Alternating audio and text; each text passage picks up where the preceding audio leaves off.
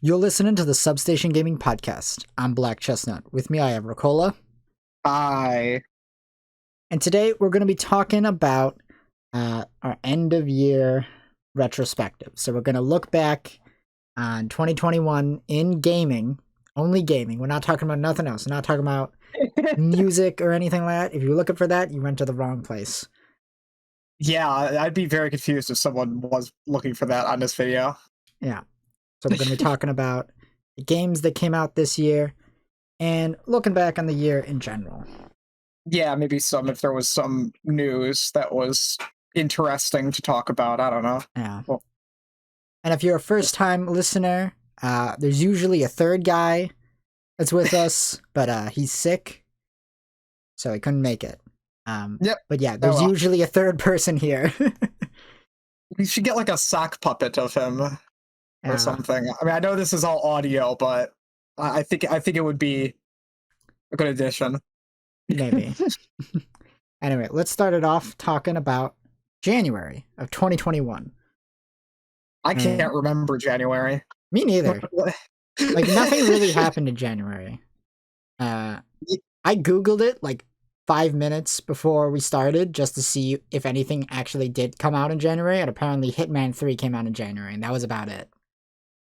Yeah, I like the Hitman series a lot, but I've only played a bit of 1, so I need to play 1 and 2 before I ever get to 3, so... Yeah, I don't even remember how people felt about 3.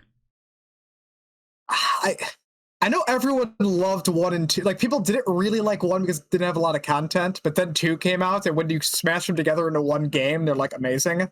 Right. So I'm gonna assume 3 is also pretty good, because it was probably just treated like a third season of this. Right, okay. Do you want to just move on real quick to February? Because that's when all the stuff really got started. Yeah, the stuff. Yeah, the games. Yeah, the games. Yeah. Well, first off, there was Mario 3D World and Bow Wow's Fury. Yeah. I played this. Did you ever get around to playing this? I didn't finish it. You know what? I haven't. I bought it like when it came out, and I still haven't played it. I played a bit of Bowser's Fury, and I played like half of the... Actually, probably like more than half. I got like the last world of like 3D World. Right. It's still good. I don't love 3D World that much. For some reason, I like 3D Land more for no reason. Yeah.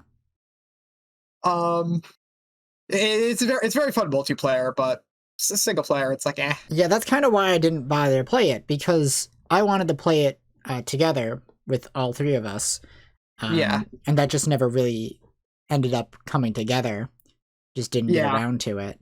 And that I didn't really feel like playing Bowser's Fury before regular Super Mario 3D World, because I played it a bit on the Wii U, but only when I went over to your place to play it.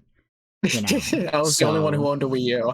Yeah. It's like, why buy a Wii U when you already have a friend who has a Wii U? It's true. You know? I think I ended up playing more Splatoon 1 on your Wii U than you did.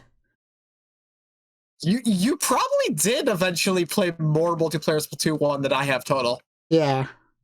Considering I went back and borrowed my sister's Wii U to play the single player and bought my own copy of Splatoon 1 just to play the single player campaign, I probably ended up playing that more too.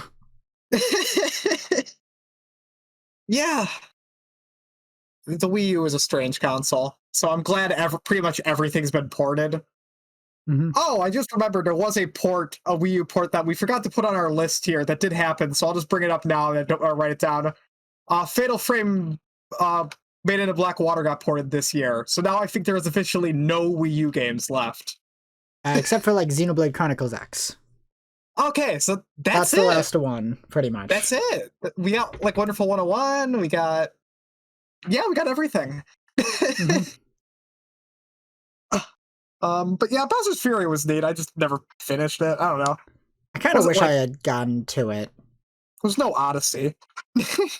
I just, like, it kind of, like, came out. I didn't get a chance to play it at the time, and then later in that month, Bravely Default 2 came out, and then completely took over my entire life.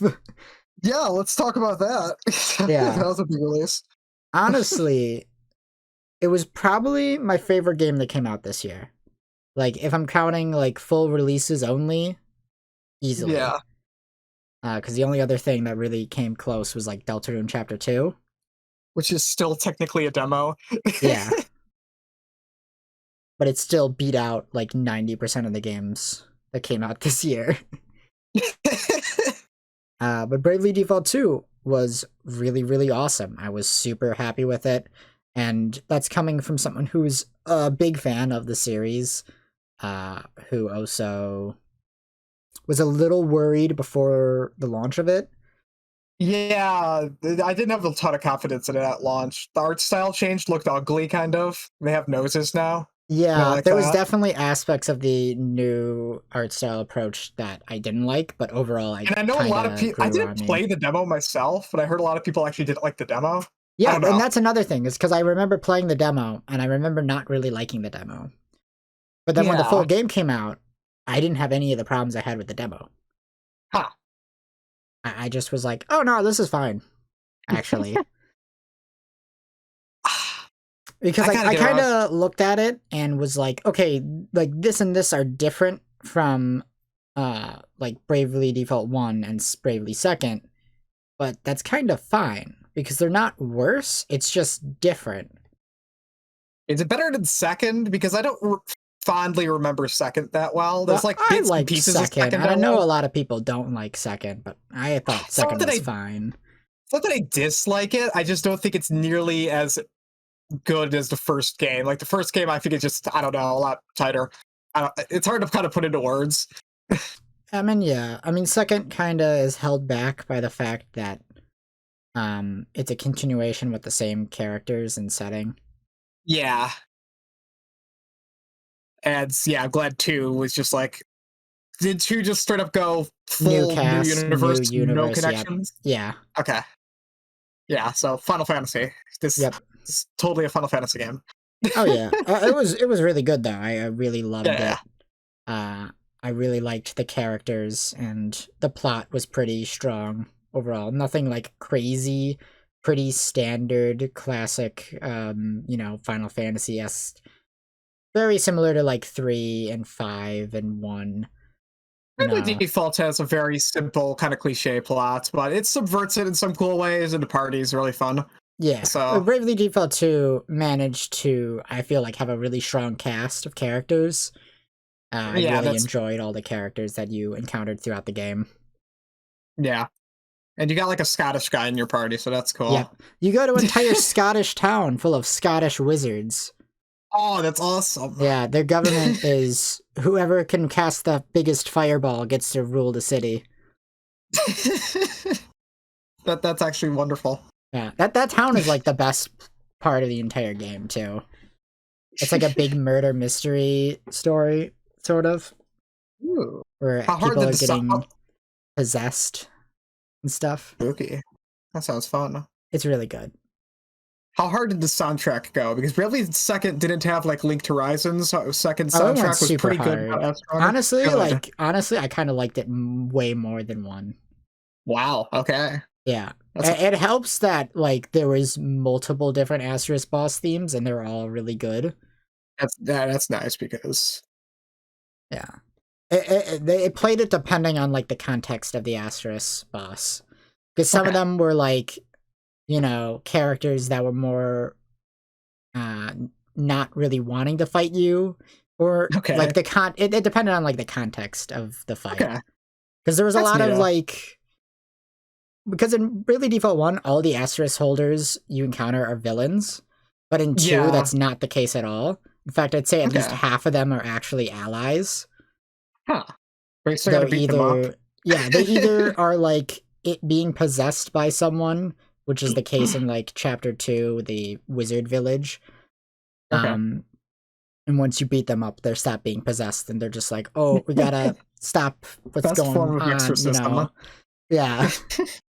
And then there's ones where you fight them and then they like we're like, okay, I'm sorry, we're friends now.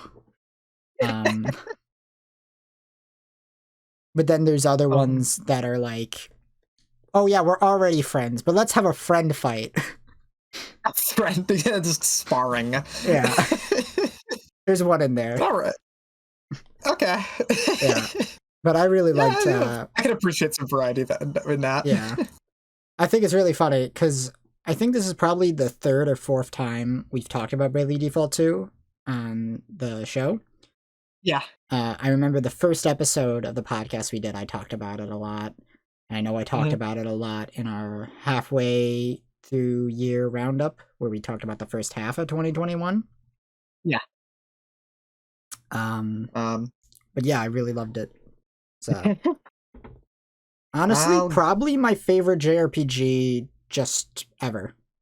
Wow. Like, if we're not counting like Undertale, I don't really count Undertale. I feel like I would count Undertale, but yeah. Yeah, Undertale's a weird case. Yeah, Undertale is also like only like 6 hours long. So yeah. But yeah.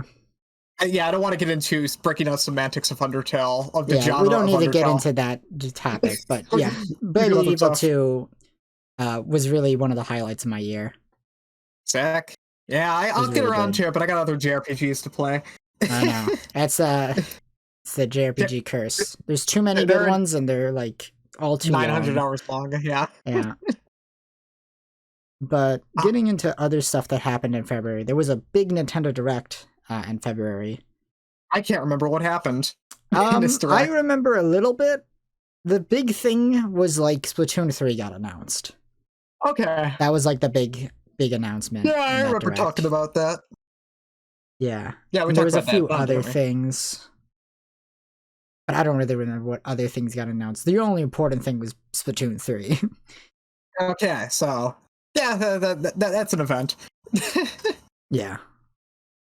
But do you want to talk about the other game? Yeah, there was like one other game that came out like February, at least from my knowledge. I'm sure there was other games that we missed. Of course, like 100 games released a month. But these are just some highlights, maybe things notable we have something games, to say. You know, yeah. Or something that at least we played. Well, this is something I believe we didn't play, which is Neo 2. Which I think is just on this list because I thought this like came out in like 2018 or something. Me too. I thought this came out like in 2020. Yeah, I thought this was years ago. Yeah, because Ghost of Tsushima and stuff and Sekiro came out in like 2019 and 2020 respectively. So Neo 2 came out in 2021, but I thought it came out around the same time as those two, like in between them. All those games just blurred together, like because I do remember like the one E3 where all three of them were present, you know. Mm-hmm. And then I remember the one meme of like the monkeys fighting each other. Yes, yeah, I remember that from that E3, and so I always associate all three of those games together because of that. Yeah. It's funny to think about how they all came out like sequentially, like each year. It's like Sekiro came out in 2019, Ghost of Tsushima came out in 2020, and then Neo 2 came out in 2021. And Neo 2, I feel bad for it, but I think it's probably the least notable because it's not a new IP, and it's probably also just the least interesting out of those other two. Yeah, I didn't even really hear much about it from like the Neo fans either, you know? Yeah, when Neo came out, wasn't it like after Dark Souls 3? So people were kind of like wanted like a new Souls game, or was it like right before Dark Souls 3? I don't remember. It came out at a time when people wanted a Souls game. At this point, I don't think we're that hungry for one because Elden Ring's kind of on the horizon. So yeah, I mean, keep in mind they came out back in February, but yeah, I don't know. I know everybody, at least a lot of the people liked it, the first one. Oh yeah, but I didn't hear a lot. People talking about the second one. People are fed up with samurais. Anyway, do you want to move on to March? Sure. Yes. So remember in March when Sony was like, we're going to close down the PlayStation Store? Yeah. And stuff. Or actually, I think they might have announced that back in February, and then later in March, they were like, actually, we're not going to do that. Because everybody was yelling at them that they're being poo-poo heads for doing it. It was stupid shutting it down. There's no reason to shut it down because it's the same store as the PS4 store. You can access the PS3 games through that store. Yeah. Like, it would just be like completely artificial removing all those games. Yeah, it would be a stupid idea too, because the people who are still buying stuff on their PS3 probably also have a PS4, and if they haven't gotten one at this point, they never will. Yeah. And there's still plenty of PS3 games you can't play on PS4. Like, what if I want to go play Eco? Yeah. That's buyable on PS3. I know. The funny thing is, you know what's really funny? Because they announced it was closing, I went out and I bought a few like PlayStation games on my Vita. Yeah. Like I bought the Final Fantasy 1 Vita port, and I bought the Final Fantasy 5 Vita port, which were like ports of like the PS1 versions of those games. For the Vita. You did that before the Pixel remasters got announced. Yeah, I did it before the Pixel remasters announced. And if I had known the Pixel remasters were gonna happen like later this year, I wouldn't have bought them. Yeah. Which is really funny because I ended up buying 2 copies of Final Fantasy V this year and only playing like 4 hours of Final Fantasy V. Wow. Yeah.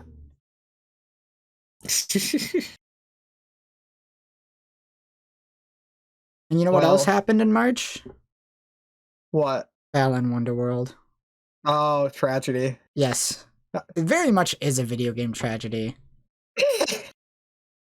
I think people are very quick to like shit on games a lot of times for being bad, which is like valid, but also a lot of the times when they are bad, it feels very much more tragic than anything else, you know? Yeah, see, most bad games are like, I think it's rare to get something that's like less than a 7 out of 10, if I'm gonna be honest. Like, at least especially like in the AAA sphere. Yeah, I mean, somewhat. Like, I don't know, like, even like the worst like Ubisoft like garbage is still like playable. Like, I could still like finish like Ghost Recon, and I'd probably still call it like a 6 out of 10. Yeah, I mean, on a technical level, yes. I wouldn't necessarily say maybe on any other level, but yeah. Yeah. Like, yeah, on a creativity level, yes, but well, that's the thing about Balan Wonderworld. It's like there's some creativity there, but it's like also so painful to play. It's just so bad. Like, it definitely has soul. Yeah. But at the same time, it's also like trash. So yeah. it reminds me a lot of Yick, honestly. You know, like like Balan Wonderworld. When I think about it, I also think of like Yick. See, Yick, I just don't feel as bad about trashing on though, because the decisions in that are like actual, like there's actual like bad core decisions there. In Balan Wonderworld, it's like in another universe, Balan Wonderworld could have been good. Well, yeah, if they also didn't make bad decisions when they were making Balan Wonderworld. Exactly. Balan Wonderworld is not technically bad. It's because they're like had a bad control scheme that they it's weird, and they didn't bother to make the physics good intentionally. It's like I like kind of like basic like puzzle like platformers like that, like say like something like the Lego games. I don't know why they're fun and Balan Wonderworld was just really boring. I think it's also just Balan Wonderworld's kind of ugly. Like, yeah, that doesn't help either. It's like if it looks really cheap. Yeah, I mean, like there's games that are like very mediocre that are carried by their soul, you know? Yeah. Like say No Straight Roads. That game's not that amazing, but it has a shit ton of soul, so it gets by anyway. Yeah.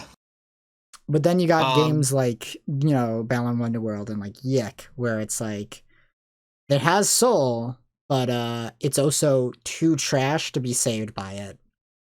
Yes. So it just ends up being like this tragedy of a game that had a lot of heart put into it, but like in all the wrong places, and were done in a poor way that ended up making an overall unenjoyable experience.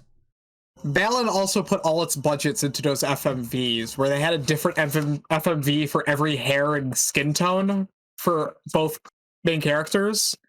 Yeah. And they're looking that's where all the budget went. Those FMVs look incredible. Yeah, but I imagine that would be easy to make a bunch of different ones for just the hair and skin tone by just swapping out the model, you know? I know, it's just... Like, once you do it once, it shouldn't be easy enough to do it again. Yeah. To re-render it out by just swapping out the model for an identical one that just has a different skin tone. It's shocking how much better those FMVs look than the actual game. It's like we're in, like, the 90s or something. Yeah.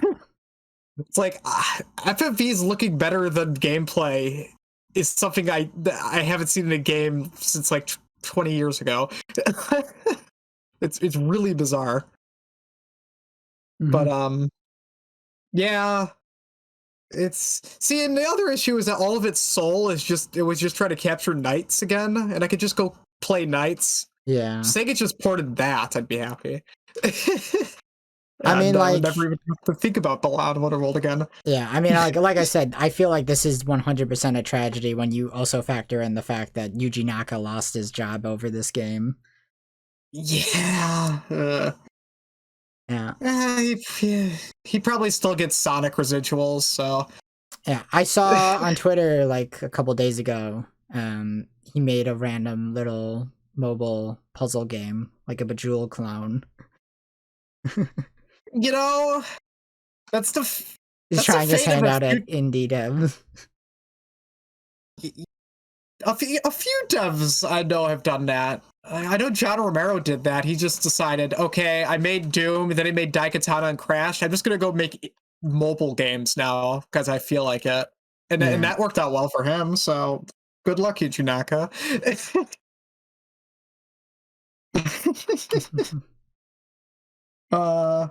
Yeah, sadness. But we got other 3D platformers this year, so...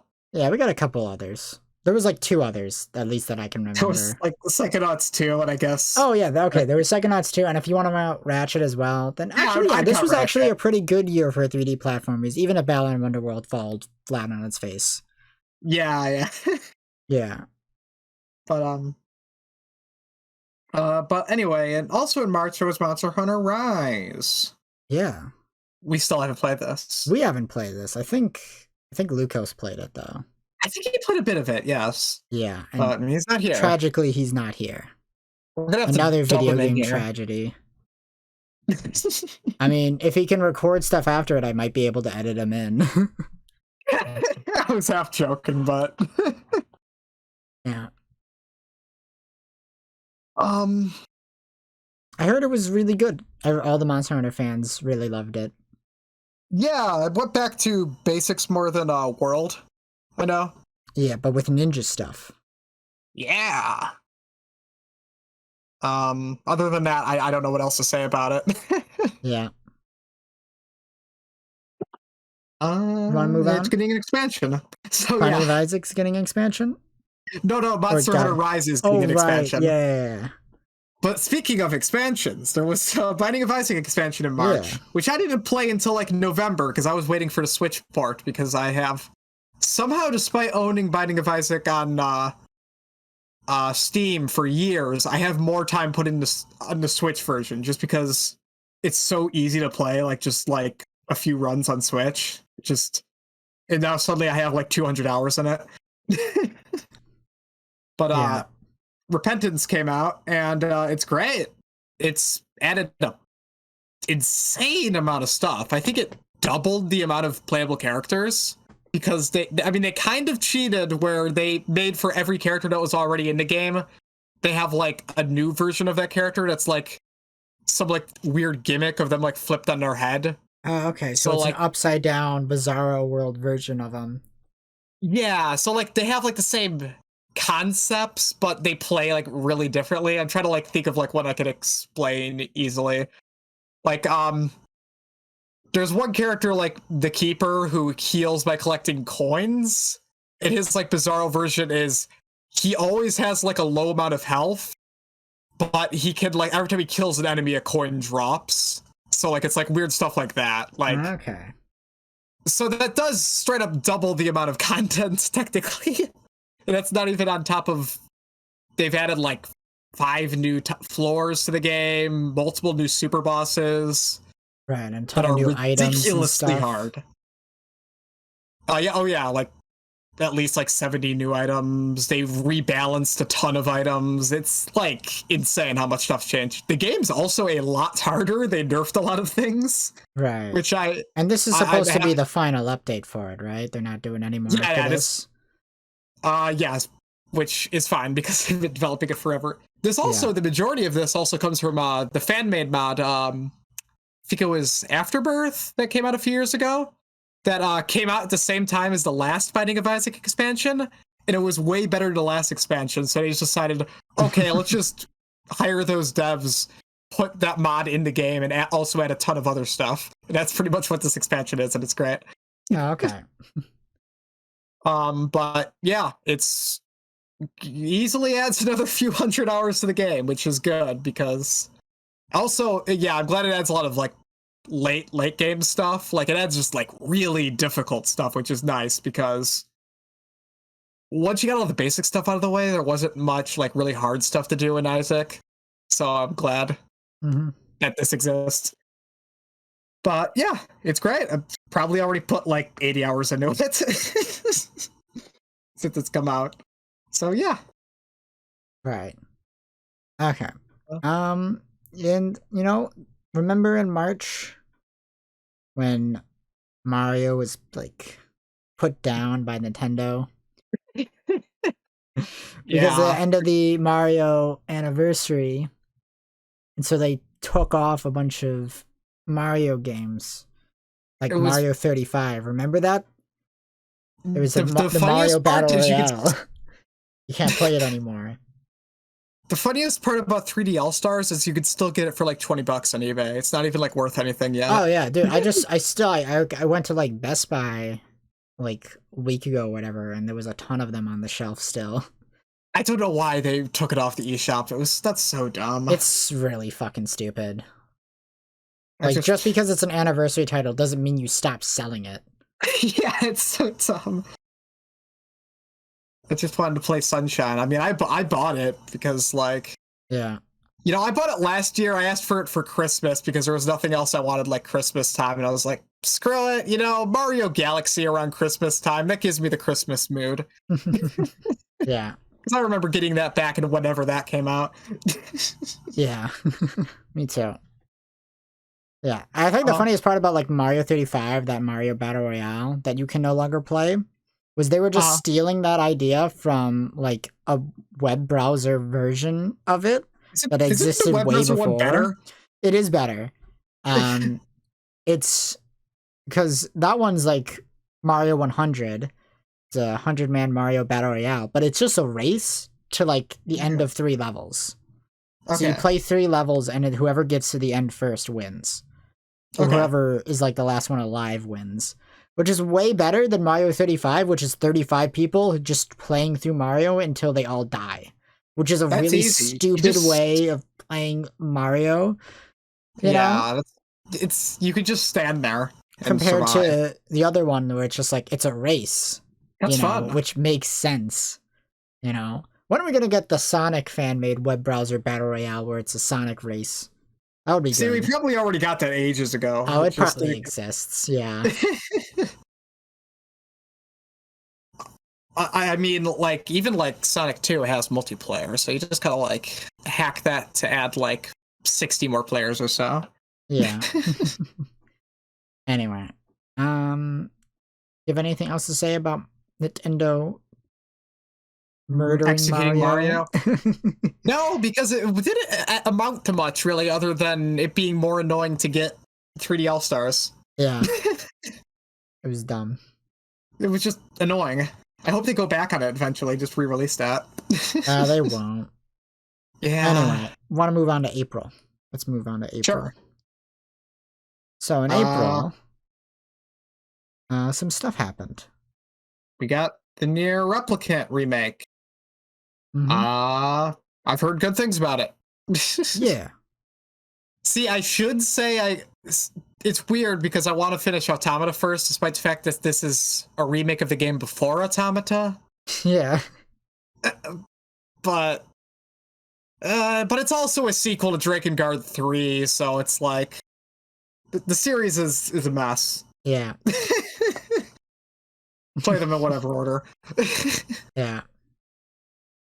Wasn't this after this one?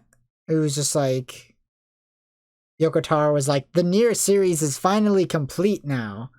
He's full of shit. Unless, of course, someone gave me a big old bag of money. He made the mobile game, like, I think, after this, so he's full of shit. Yeah. Or maybe that was the mobile game that he meant that comment on. But either way, sometime this year, I remember he made a statement where he's just like, well, the Nier series is finally complete. Unless, of course, someone were to give me a big old bag of money. Square Enix will eventually do that. Yeah. And I think like all the games he's solo directed have been in the same universe anyway. So yeah, he's that kind of guy. I like that.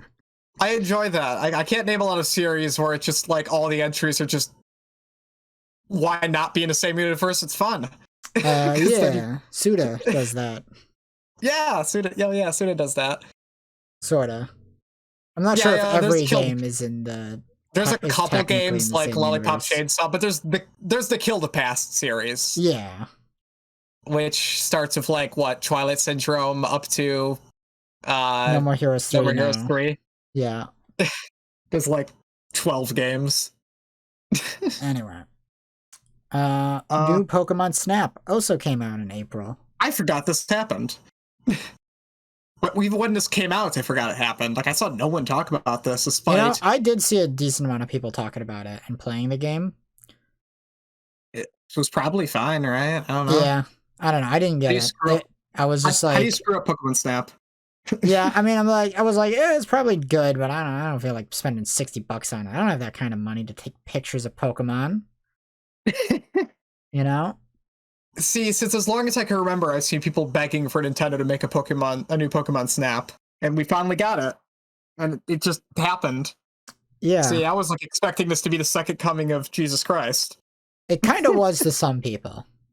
It probably was. Some people probably really loved it. Yeah, I did remember seeing this on a couple of people's like top 10 games of the year list, and kind of me scratching my head and was like, really? It's a very specific like itch. There's not a lot of other games that are on rail camera games, you know? Yeah. It's like if you really like enjoy it. I enjoy games where you take pictures. I don't know. I have a lot of fun with like photo modes in games. Yeah, but there's a difference between a photo mode and a photo mode game. But yeah. Yeah.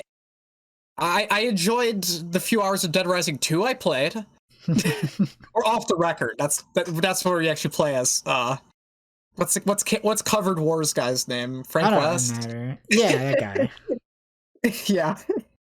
I enjoyed taking pictures in that. So I probably enjoy. See, it's a very specific genre, so if you like that genre, this is probably great, because how many games come out like that? I guess there was Toem. That was probably better, because Toem looked more interesting. Yeah, maybe. But that was way later in the year. But also this month, we had Returnal. Yeah, they came out on the same day. Oh, yeah. Yeah. I didn't play Returnal either. I heard it had good combat.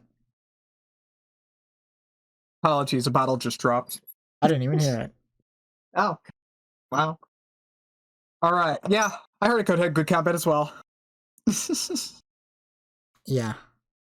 Nothing else. I don't know. It was a roguelike where you played as middle-aged woman from, Sonic 06. Is it middle-aged woman from Sonic 06? I'm sure there's an NPC in Sonic 06 named middle-aged woman. She kind of looked like the boss to me. A little bit. Was this a stealth prequel to Metal Gear Solid, just like Death Stranding was supposed to be, according to that one guy in 4chan? Probably not. We never know. Anyway. Do you want to just move on to May? Yeah. We've played some of these games. Yeah. In May, Resident Evil Village. Oh, yeah. Came out. See, this is like probably one of the best games I played this year, but it's been so long that it's not like fresh in my head. Right. They said it was going to be DLC, though, so I'm looking forward to that, just so I can refresh my brain. But how did you feel about it overall compared to other Resident Evil games and stuff. I think it's in the... There's a gold standard of Resident Evil where it's like remake, 4, and maybe 7 if I'm in the right mood. And I think 8 is a lot better than 7 in some ways, but I don't think, like...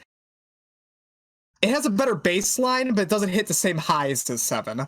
Right. Like, how do you feel like it holds up compared to Remake 2? Because that was the last one that came out before 8.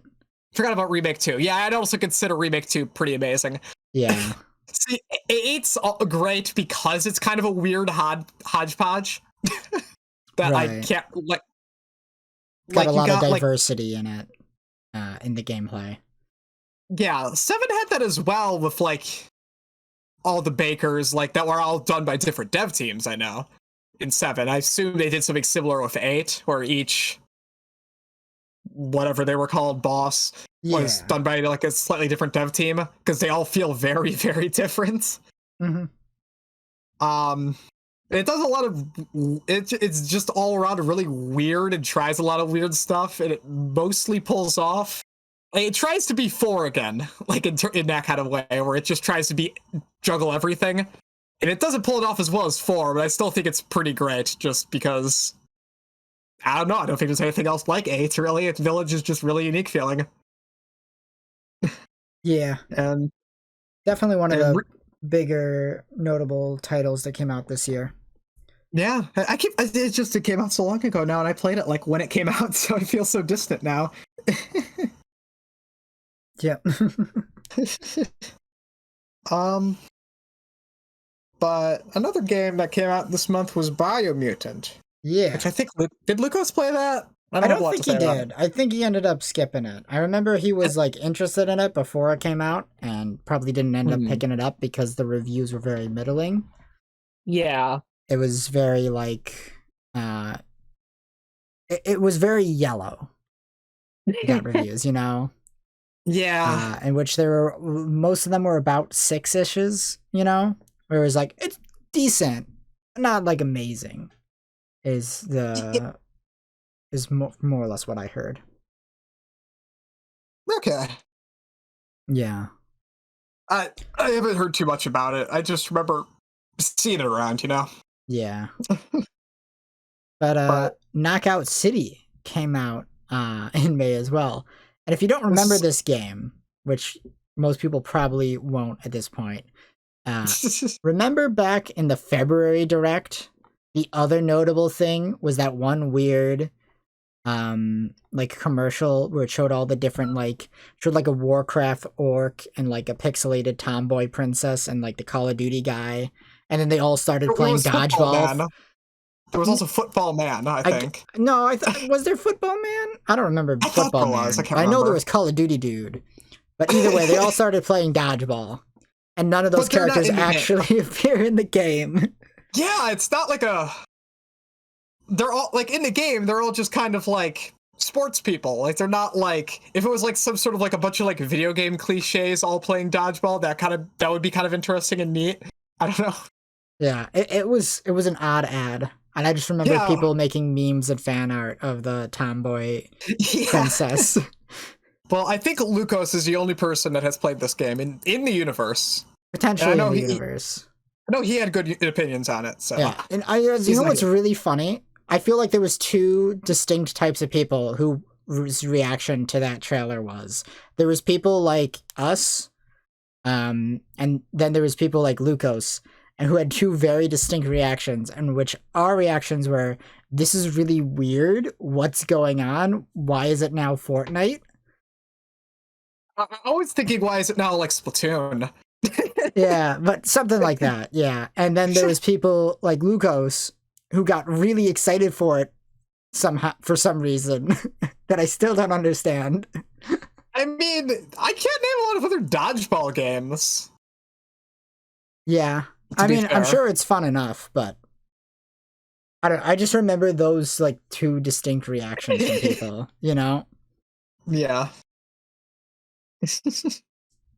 Same. It was strange. But yeah, I don't got much to say about it. It's Lucas ain't here. Yeah. Fortunately. You know what else happened in May? Yeah. That port of Miitopia. That was surprisingly a good port, entirely because of the Mii Maker. Oh yeah, it was a great port.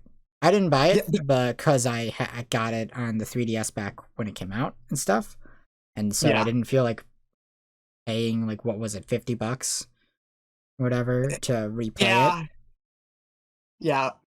But that Mii Maker's great. I really wish they would put that on just like the base Mii Maker, because imagine like in Smash Bros, like all the crazy characters it would be make so with that. good.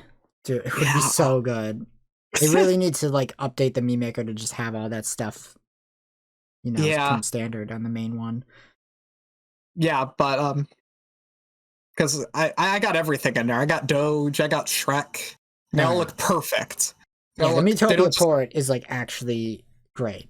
Like if you didn't play it, I would recommend it because I loved when I played through it on the 3DS, I absolutely loved it, despite one or two issues I had with it, which weren't actually fixed in the re-release, which is why I didn't buy it. Because my main problem with the game, the main problem I had with the game was that you can't control your party members outside of the main one. It's like a casual. And I hate RPGs that do that. But I hate that. At least it's not like Persona 3 where it's extremely punishing. Dying in Miitopia is straight up difficult. Like that game's really, really easy, so it doesn't even matter. It's just annoying to me because it's just like I hate when games play themselves. Just let me play the goddamn game. To an extent, they're going for like a kind of a thing like Tomodachi Life, where you're like a hands-off kind of god to an extent. Yeah. But the first Mii you have is supposed to be like the player insert character, Yeah. But then they're the only one you can control, which is annoying.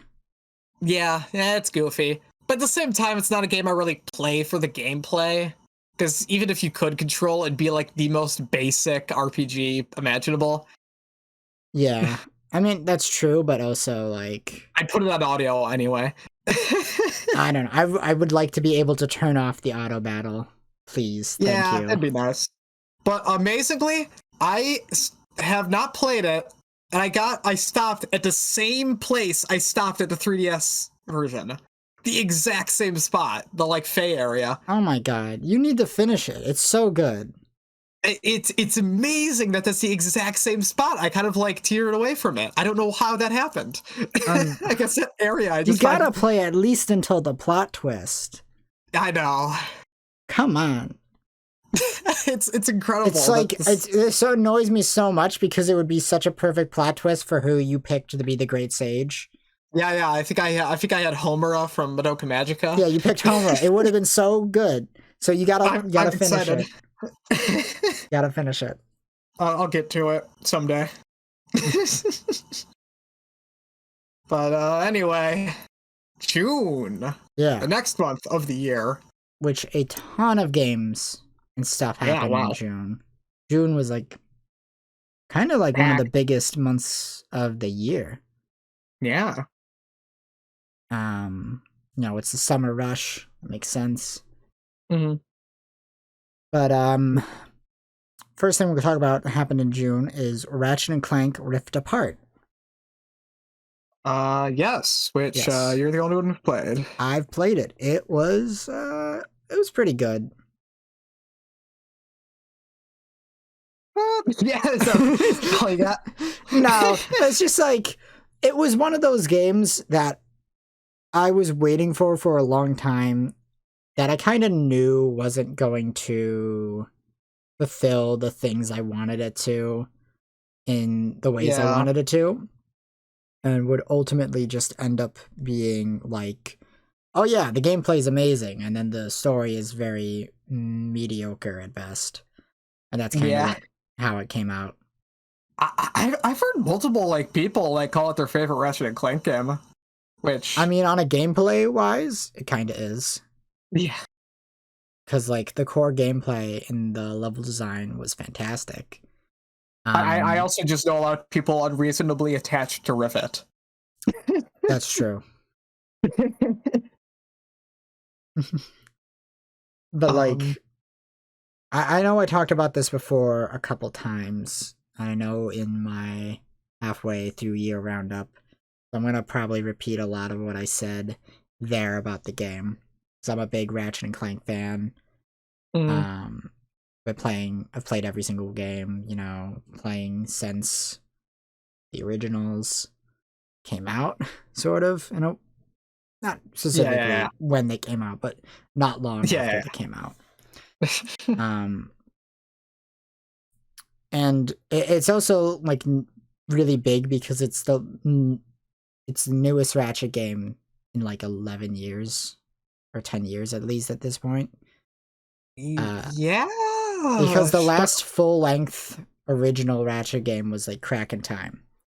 Yeah, we had Into the Nexus and the remake thing. Yeah, there was the remake, which no one likes. That's like the remake is like the litmus test for Ratchet and Clank fans. You know they're a secondary who isn't a real fan if they liked the remake. See, I know people that liked remake just because gameplay wise, the original like feels miserable to play by modern standards because of stuff like no strafing. If you're a real fan, you'll still like the original more. Pre-Resident Evil 4 shooters are a hard thing to go back to. Yeah, I mean, like, one's a little clunky, but it's not bad. Yeah. And then the remake is just kind of like not great either. I mean, like, the remake on hard mode is still substantially easier than the original. So, and plus it like fucks up a bunch of shit. Yeah, story. I know the writing's mediocre and stuff. Yeah, that was because it was also a licensed game. It was weird, but we're not talking about that. Let's talk about Rift Apart, because Rift Apart did a lot better. Yeah, in the remake, especially on gameplay level. Like gameplay wise, Rift Apart was absolutely amazing. Oh yeah, I absolutely loved a lot of its additions. I loved how they brought back the hover boots from Crack in Time, and they did them even better. They felt amazing to use. The platforming just in general was fantastic, and the combat was also really amazing, especially with the addition to the Phantom Dash. That alone like brought so much mobility to the combat. Yeah, it was really great addition to the game. Also, easily the biggest PS5 tech demo still. Oh yeah, because the PS5 has no games. Big PS5 game. I mean, like PS5. It's not that. It's very. You know, it's funny. I feel like the PS5 is in a very similar boat to how the PS3 was, in which it's a console that nobody can get for granted different reasons, but still nobody can get a PS5. Same how nobody could get a PS3. And it has no games. And it has no games. And one of the first big launch titles is a new Ratchet and Clank game. Yeah. Yeah, I know PS3, it was until, like, I know a lot of people say Metal Gear Solid 4 is, like, the big game that really turned around to PS3, because, that's like, true. Then everyone needed to buy one. Even a PS4 had, like, a really rocky, like, first year or two, like until Bloodborne, like there's like nothing like that notable on the PS4, honestly. Yeah, I feel like most people who bought a PS4 early probably only really got like Infamous Second Son. Yeah, which that was the only big game then. Yeah. But yeah, Rift Apart, I can definitely say it's better than Tools of Destruction. Yeah, would you say it's better than like most of the PS3 games? I'm not sure if I'd say it's better than Crack in Time. I think in some ways it is, but I'd say they're pretty equivalent to each other. Doesn't Crack in Time have like bad performance issues? Is that the one I'm thinking of? I know one of the one of PS3 Into the Nexus runs at like 30 FPS. Crack in Time runs in 60. Okay, with some frame drops when there's a billion enemies on screen. Okay. But Rift Apart, you know, it does a lot right, and I really loved the gameplay, but I kind of felt like it was a little short. At least in like number of levels. Yeah. I think there was only like ways, about I 12 levels in the game, you know? Well, most other previous Ratchet games, minus like A Crack in Time and Engine Nexus, which were also short on the level count, had like at least about 20 levels. Like, you know, around there. Yeah. Rift Apart's bigger than Into Nexus, right? I mean, at least in terms of length, it's right? much bigger than Into Nexus. Into Nexus is like a 4-hour game. It only has like 5 levels in it. Ooh. Granted, Into Nexus's levels are decently meaty, but yeah, they only have 5 levels. How long is Rift Apart? Like, actually, I'm not sure off the top of my head. I don't remember how much time I spent playing it. I could be happy with a solid 8 hours, honestly, for that kind of game. Honestly, don't oversay it. No, it's welcome. Yeah, I mean, most of the Ratchet games are about 8 hours. Like 8 to 12 hours, give or take. That's a good length. There's too many games that are like a billion hours. I mean, I don't need it to be super long. I just felt it was missing a few levels. Yeah, I guess, yeah, like more just flesh out stuff, yeah. Yeah. Yeah. I mean, it was good. Yeah. Not like... I don't know if I'd say it was top 5 this year, but maybe on the lower end. It's the best PS5 exclusive. It's definitely the best game I played on PS5. And as a diehard Ratchet and Clank fan, any year that we got a new Ratchet and Clank game is pretty good. Yeah. Even if there was some elements to it that I wasn't in love with. Yeah. Like, I feel like the story, because I haven't been happy with the direction the Ratchet and Clank games plots have been taking in the last decade, ever since the jump to PS3, really. But they're also, like, not terrible. But there was definitely a few moments in Rift Apart that I felt like were rushed. That were like, there should be a whole level here dedicated to this plot point, you know? Yeah.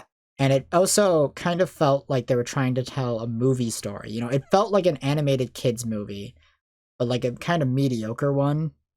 I think to an extent that might be what it's trying to be. I think Rift Apart was kind of trying to be like a blockbuster game. Like, it definitely was. Anyone like could buy, pick up, and enjoy kind of thing. Because I mean, that's kind of what it had to be. It's like one of PS5's only really big releases. Yeah. It's just one of those things where it's kind of extra weird coming from Ratchet and Clank, which is a series that was, you know, the initial first 4 games. Yeah, they're really cynical. And well, their entire plots and themes revolved around satirizing capitalism and celebrity culture. You know? Like, the themes of the first game is about how capitalism is evil and you shouldn't trust your celebrities because they're all actually genuinely terrible people, you know? Like, all the actors you love are actually secretly, you know, horrible people. I don't think it's possible to keep, like, satire going when you've got this many entries. I could forgive it. It's fine. It's just, like, the direction they go with is very odd. Yeah. Especially since the entire game was designed around those themes. So now a lot of the mechanics are very, like, don't make sense. Oh boy, ludo-narrative dissonance? Yes, because, like, I love that word. In the first couple games, the ludo-narrative was perfect. It was satirizing capitalism, but the entire game's, like, mechanics revolved around collecting money to buy guns to murder capitalists. So there was, like, it was like a whole thing. It was genius. But now it's like those mechanics are still here, but the story and themes don't make sense with them.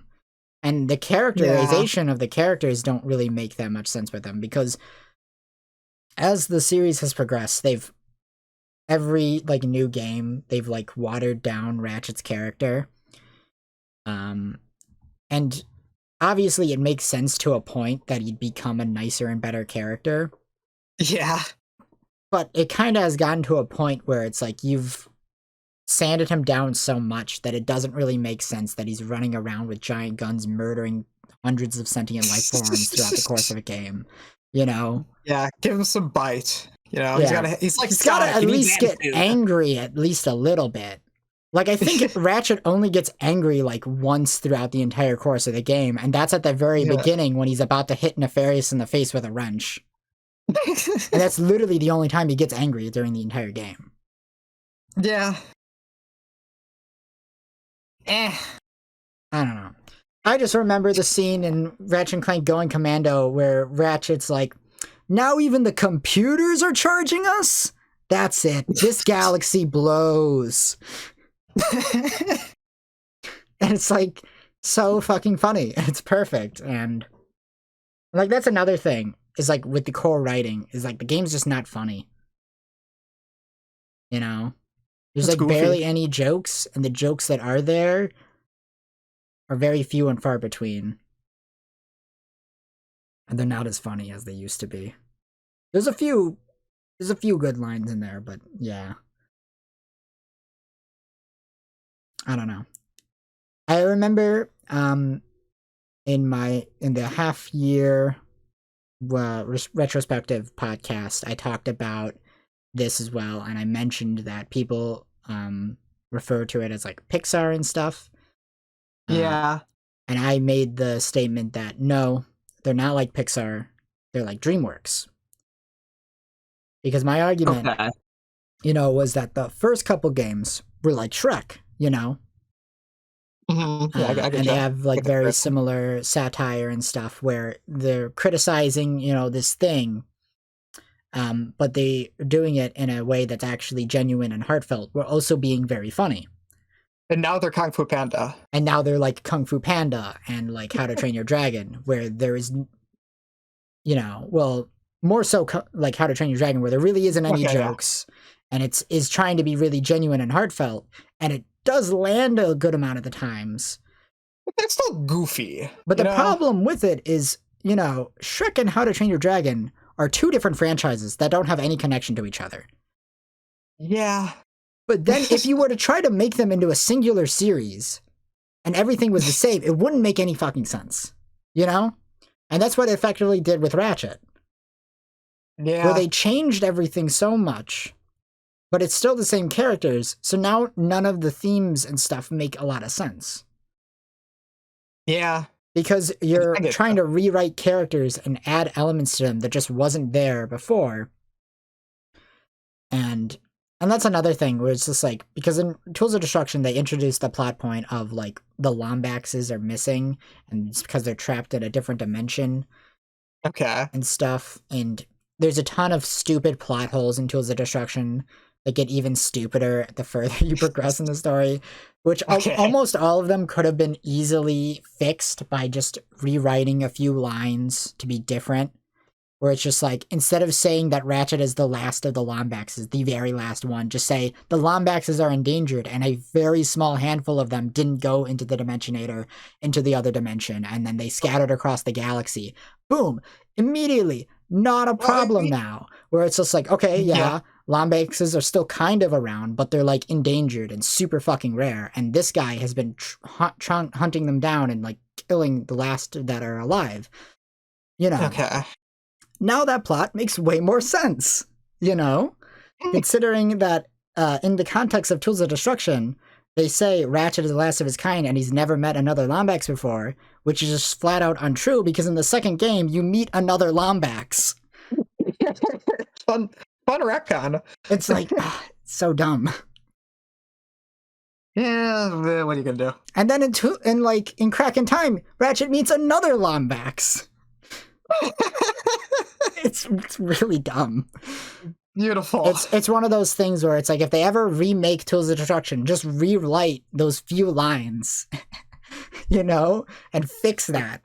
Super easy adjustment to the script that immediately fixes the plot holes and retcons, and now it's totally fine. Yeah. Sorry, I couldn't hear for like 10 seconds. It should be fine. Here now. Okay, I can hear now. Okay. Yeah. let's move on. But really quick, right before we move on, because there was one issue I kind of had with Rift Apart, which this was the game was supposed to really be the end of this saga that we've been going on since Tools of Destruction for like almost 15 years now. Yeah. And they didn't really resolve it. They didn't really make a definitive statement on it, and I wasn't happy about that. I wish they did, just so we can move on to other plot lines and stuff and do something different. You know, just like have a more definitive statement of like, is Ratchet gonna use the Dimensionator to find the other Lombaxes, or is he not? Is he just gonna be like, I don't need him, not important, I don't care. You know? Yeah. And I wish they had put a more definitive statement on that, you know? Yeah, I get it, though. Yeah. Overall, I still enjoy my playthrough of Rift Apart. Yeah, it looks fun. There's a lot of new mechanics and additions that I really loved. On a gameplay level, I'd say everything they added and changed was like a very positive 2 thumbs up for me. Narrative-wise, it's kind of what I expected, which is nothing great. Could have been better. A little disappointing from a longtime fan. Mostly in just that I kind of wish they had a more concrete ending on this saga this plot saga. You know? Just so we can move on to new plots. Yeah, I get you. But yeah, I think I'm done talking about Ratchet. Yeah. Then also on the same day there was a Guilty Gear Strive. Yep. I haven't played too much of this actually since like launch, to be honest. Mainly because my laptop can't run it very well. Right. So, but yeah, Strive's still really good. It's had a few DLCs since. But I'd also another fighting game came out later this year that would probably be my favorite fighting game of the year, so it's got a bit overshadowed. Yeah, I think most people, when it comes to like fighting games that come out this year, this one was probably the top of the list. Definitely had the most buzz. Easily, yeah. It's easy to get into. It has a very, very good tutorial. It goes into freaking everything you could imagine, so it's like really easy to get into. And yeah, presentation-wise, it's music-wise, it's spectacular. That's all I got. Yeah, it's gotta say, my opinion hasn't changed. Definitely one of the more banger soundtracks of this year. It's true. Yeah, I don't got much else to say about Guilty Gear. Okay. There was also Mario Golf Super Rush. Yeah. It was a Mario Golf game. You run. Yeah. Yep. I didn't get it, but I heard from most of the Mario Golf fans that it was kind of disappointing. Bit on the lackluster side. That's what I expected. It looked like the closest Nintendo can get to shovelware. I wouldn't say it was that bad, but yeah. It's not shovelware, but it's the closest Nintendo can get to shovelware, you know? Yeah, I think people just kind of found it kind of boring and that the new game modes weren't actually fun at all. Yeah. Like speed golf is kind of pointless. It's weird. It's just golf, but you waste your time. In an already slow game. Yeah. Anyway. You want to move on from Mario Golf Super Rush? I got nothing to say about Mario Golf. It was a game that came out this year. Yep. Some people liked it, some people did not. Anyway, another game that came out in June was Ender Lilies. Yeah. So this was an early access for a while, and it came out this year. And when it did come out, I played it. And it was really good. It's a Metroidvania. It's pretty similar to Dark Souls in a couple of ways. Mainly, it's got like bonfires that are benches, so it's kind of more like Hollow Knight. I knew you also had stands. Yes. Yes, it's the Metroidvania where you have stands. It's good. All right. Yeah. All your abilities are actually enemies that you fight throughout the game. So every time you kill a boss, you get... Like an Aria of Sorrow kind of thing? Yeah, it's very similar to that. Every time you kill a boss, you'll get like a new ability that will be from them. And you can find bosses of the regular enemies as well. And when you kill them, you'll get their ability as well. Cool. Yeah. It's a really fun Metroidvania. I 100%ed it. Got all the endings. It was really good. It was one of the better Metroidvanias that came out this year, I'd say. A lot of Metroidvanias, though. Yeah, there was a good amount of Metroidvanias. This one is pretty high in the list, though. Yeah? Yeah. For me, personally. I greatly enjoyed it. It was a great game. Awesome. Yeah, this was a really good year for Metroidvanias. Yeah, great year. Got like a big budget one that we'll talk about later. But also in June, there was Monster Hunter Stories 2. See, this game I only remember because there was a bunch of trailers for it. Otherwise, I saw nothing. Yeah, it's the sequel to Monster Hunter Stories. It's the Monster Hunter's RPG spinoff. Yeah, you get Monsties or something. I don't know. It's like Pokemon, but instead of Pokemon, you get Monsties, which are just monsters, but they're your besties. And you can like breed Monsties. And stuff. I heard it was pretty good. Yeah, probably good. Better than, the Pokemon games that came out this year. I guess. I mean, that's not a very high bar, but yeah. Yeah. Wanna move on? You know what else happened in June? Yeah. There was that big Sonic symphony for the Sonic anniversary. Yeah. Remember that? Yeah, that happened this year. They played some Sonic music. They even played Knight's music for 1 second. Yeah. It was pretty awesome. I watched that live. It was really fun. Yeah, it was fun. Definitely one of the cooler events of this year.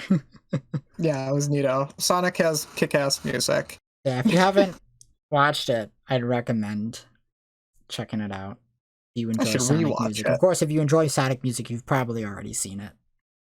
Yeah. So you should watch it again, just cause. Sure. At least the good bits. I mean, it was all good bits. I think the classic music orchestrated was really cool, and then, Crush 40. Yeah. Anyway, let's move on. Chikori, A Colorful Tale. Yeah, that came out in June. Didn't get around to finishing it because I got distracted by other stuff later in the year. But yeah, it's amazing. It's probably my game of the year. I just can't say that because I never got around to completely finishing it. But every moment I spend to fit, I freaking adored it. It's just great. Yeah. I spent like 2 hours in one room painting it just because I felt like it. It's great. What else? I don't know what else I can say about it. Go buy it. You want to explain the game a little bit? Oh yeah, I've talked about it previously, so I was kind of being skimming things, but yeah, go a little in depth. Of course. Mechanically, it's practically just like your basic like Zelda-like adventure game with almost no like combat or anything though, and it's just the entire world's black and white, and you can paint it with a paintbrush. That's pretty much the gimmick. So it's effectively an action-adventure game but the gameplay is Mario Paint? Yes. There are bosses. That's the only combat. But yeah. It's really just relaxing and nice, and the story's great, the characters are great. It's just really touching game. Loved all the characters, and the music is by the same composer as Celeste, so it's like absolutely perfect soundtrack. Yeah. Okay. You want to move on then? Sure. Well, another game that I played this year was Cruelty Squad, which I think was in early access last year, which I think Ender Lilies was as well, so whatever. It had its full release this year. And Cruelty Squad's a difficult game to talk about because it's like I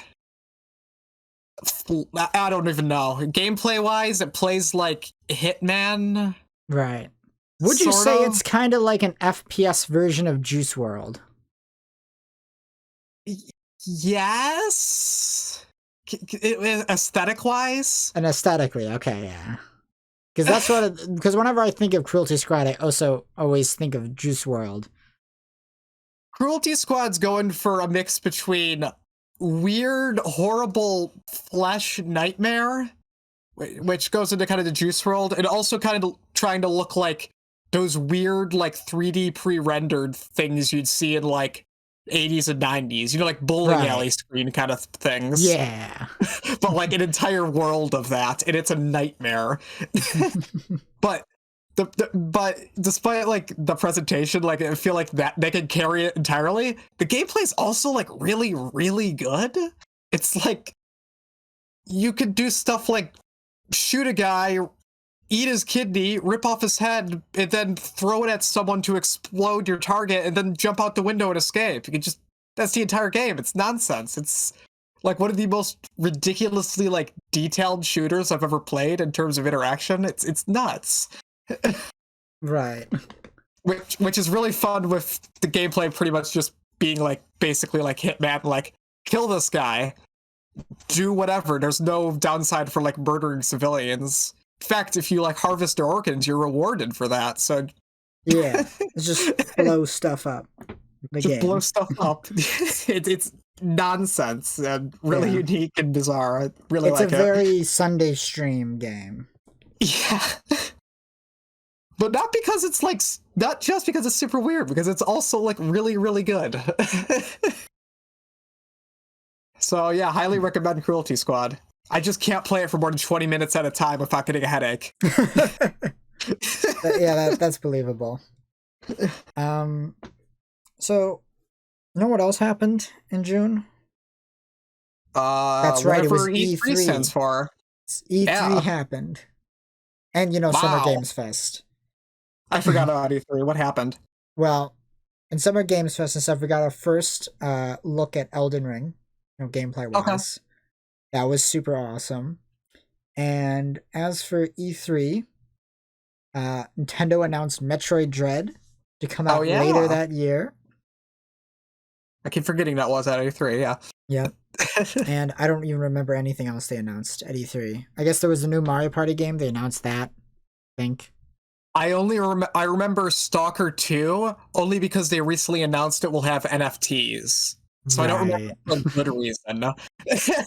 I remember Nintendo. There were in the Nintendo one. There was the Monkey Ball anniversary game. I bought that this year. I played like 3 worlds and then it got too hard, so I stopped. Monkey Ball's a hard game. Yeah, Monkey Ball is hard. And I have slight Joy-Con drift. That makes it impossible. Yeah. I do remember for Square Enix one, they announced the Chaos game. Oh yeah, I'm so excited for that game. I'm here to kill Chaos. It feels like a PS2 game, like The Bouncer or something. Like it feels like a game out of time. It's so weird.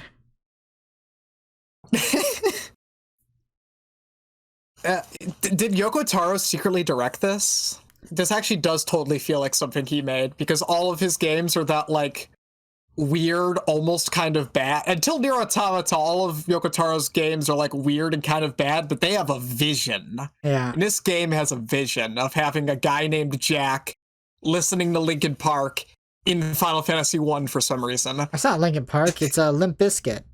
Oh, sorry, Limp Bizkit. Sorry, they're both edgy. They might as well be the same thing.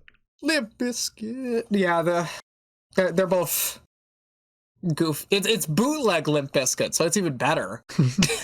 I thought it was real Limp Bizkit. And either way, no, I don't think they can afford it for their. What's it even called? Something Paradise. Strangers of Paradise.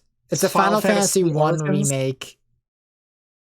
It's supposed to be a Final Fantasy 1 remake where it's a Souls-like directed by the Neo devs. Yeah, what the hell? It's very weird. It's like a joke. Yeah.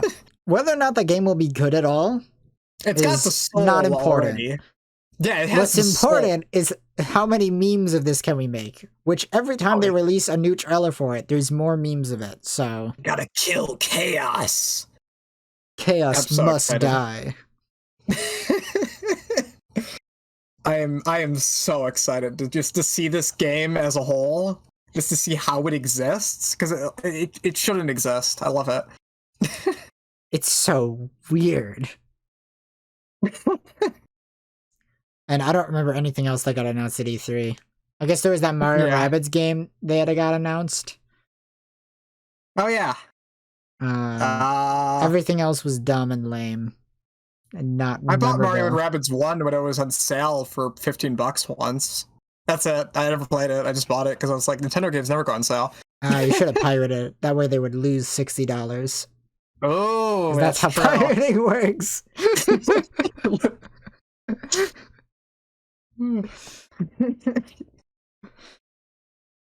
Yep, I've seen that Capture Pasta. It's a good one. Anyway, let's move on. Yeah, let's go to July. Skyward Sword HD happened. Yeah, remember that? That happened. This was like $60, right? I'd totally have bought this if it wasn't $60. Like, I might have been tempted if it was like even like 40. But I'm not 60 really for a Wii port. It's super overpriced. Despite it's a pretty good port, but it is overpriced. Yeah, like I'd be totally down to replay Skyward Sword. Like it's been a long time, and I don't know, but at the same time, $60. What the heck? Remember when Activision remade 100% completely from the ground up the first 3 Crash games and then sold them for $40? Yeah, those were great. And Nintendo, we just got an HD port of Skyward Sword. Yeah. Yeah. It's not even really like, calling it HD is cheating, because it's like totally just because of an upscale. It's not like the assets are redone. Yeah. I mean, I didn't get this not just because it's overpriced, but also because it's Skyward Sword, and I bought that game, when it came out, and it was bad. So I'm not buying it again, You don't get a second chance. Skyward Sword's biggest problem was just a Wii remote running out of batteries, and that problem's fixed now. So, it might be pretty good. I don't care if they fixed it or not. They should have sold me a good game at launch. I'm not buying the remake of a game I hated and was super disappointed with buying. Yeah.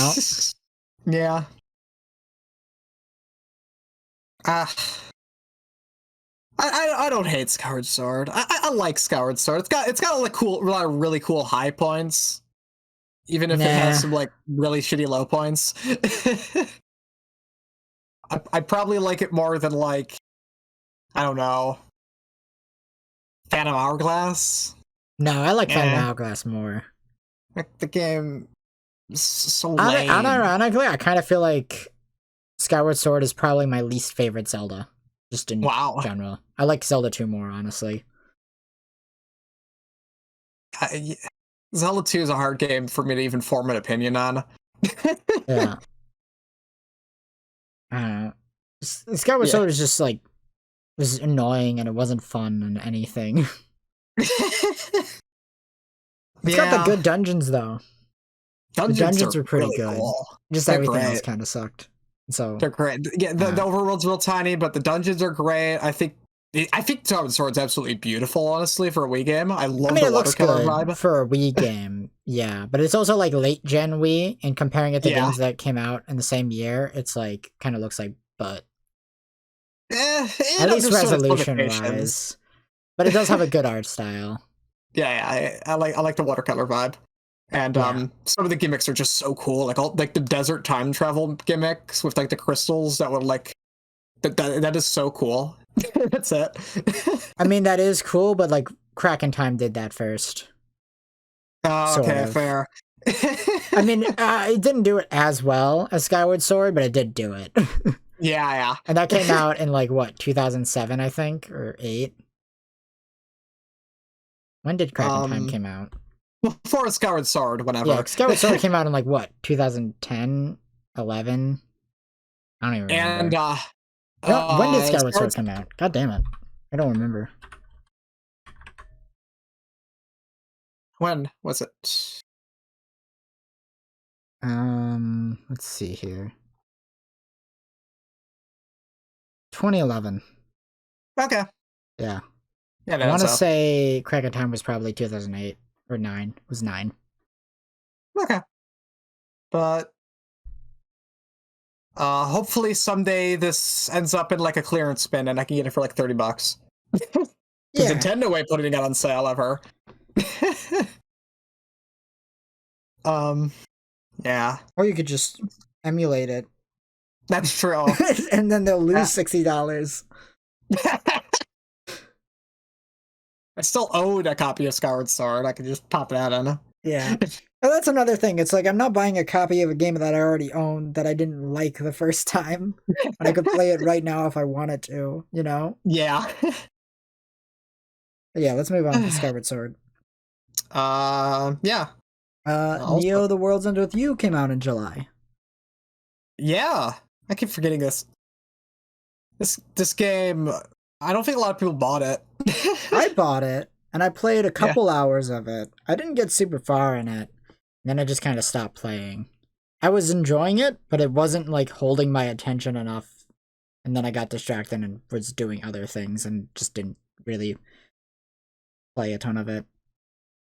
I know a lot of people are mad about Square saying it didn't sell well, and I know they didn't market it a lot, but also, like, this is a niche game. It's like, you have to have played the original, really. The original was already pretty niche. And, yeah, I don't know. I get why it didn't sell amazingly well. I don't know what people were expecting. Nah, they also, like, just didn't fucking market it at all. Yeah. Either way, there was more interesting RPGs this year, to be honest. Yeah, I mean, I can definitely say this about Neo The Ones with You. For an action RPG that actually does incorporate a party, this is one of the best action RPG combat systems that has like a full party I've ever seen. Didn't it use a sort of Valkyria Chronicles thing where buttons were like tied to your party? Yes. Okay. Yeah, so how it worked is you would assign attacks to party members. Okay. And then those attacks already had a assigned button to them. Mm-hmm. And you could put like one per button per party member. And then you'd change whoever you press the button on last, you'd have control over that character. And then you can chain them together and do combos and stuff. It was really cool. Okay. And I think it was handled really well, and the combat was overall really strong. Mm-hmm. And I really liked it. And I feel like it did a lot better than compared to other action RPGs that have like party systems. Like, say, Final Fantasy VII Remake or like Xenoblade Chronicles. Okay, yeah. Yeah, but those, the party's more support unless you manually switch to them. Yeah. In those kind of games. Yeah. This one, I feel like, had a really unique, cool system that was done really well. Yeah. It's all. Let's move on. Sure. The Switch OLED came out. Oh, no, not came out. It came out. It was announced. Like, the Switch OLED and the Steam Deck were announced, and they were announced within, like, weeks of each other. Yeah. Well, Lucas has an OLED Switch, so... Yeah, and he said it looks really good. All right. Yeah, he said the screen looks great. So, that's our relaying of his message. The Steam Deck, that's not out yet, right? It's not out yet. Okay. But you can still pre-order it, I think. I want one, but also I don't want to spend all the money until I know it's actually good. Yeah. Yeah, we had a old podcast talking about both of these. The Steam Deck one was really good. Yeah, we had a decent discussion about that. It's like our second best performing video. Yeah, I think it was. Yeah. It was number one for a good long time. Till the Game Awards overtook it. Surprising. Yeah. Yeah. Let's move on to August. Yes, and the other game we have marked down here is Humankind, which also only Lucas played. Yeah. I don't even really remember what he said about it. Well, I remember it's like Civ 5, right? Yeah, he said it felt actually a lot like Civ 6, but with like a different enough flavor. Right. Civ 6 with some mechanical adjustments and stuff. Yeah. But he said it had enough of its own feel to, be worth playing. Okay. So, yeah. I get that. And then Kena Bridge of Spirits also came out in August. I know this had a lot of hubbub, but I have not played it, and I haven't. Yeah, I was interested in it. I just never got around to it. It's one of the games from this year that I still kind of want to play. But I've heard very little about it. Yeah, it won Best Indie, right? I think it did. Okay. I'd like the Game Awards, yeah. Yeah. So yeah, it's probably notable at the very least. Well, it definitely had the most graphics out of any indie game.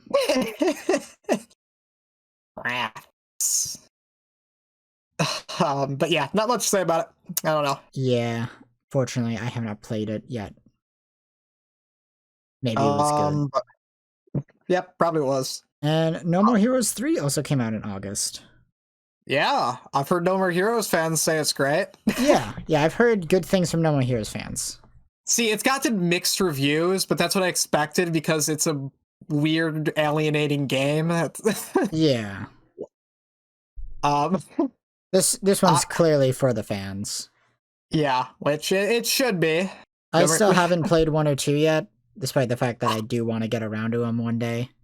I bought 1 when it was on sale, but I want to wait to play the rest of the Kill to Pass series because I'm really interested in the earlier games, which I think I own all those also, like Killer 7 and stuff. So, yeah, I'll get around to those. But, yeah, you can mow your lawn. That's all I remember for No More Heroes 3. Yeah. Okay. Yep. They brought back the mowing lawn minigame from 1? I think so, yeah. I saw that in the trailers. Cool. People are hyped about that. Anyway, let's move on to September, which was another pretty big month. Yeah. This year. Well, there was World's End Club. World's End Club, yeah. This still looks really neat, and the pedigree behind it makes me really want to play it. Right. I still haven't bought it or anything, but I still like the gimmick of it being like, oh, it's just going to be another death game with Danganronpa's writer. Nope, it's a road trip. And a good road trip game? Sure, that sounds great. Yeah. Character designs looked really fun because I got the Pokemon artist. Yeah, one of the Pokemon artists. I'm not sure which one. I know there's a couple. Yeah. Pokemon has a very defined art style, though, so you can tell. Yeah.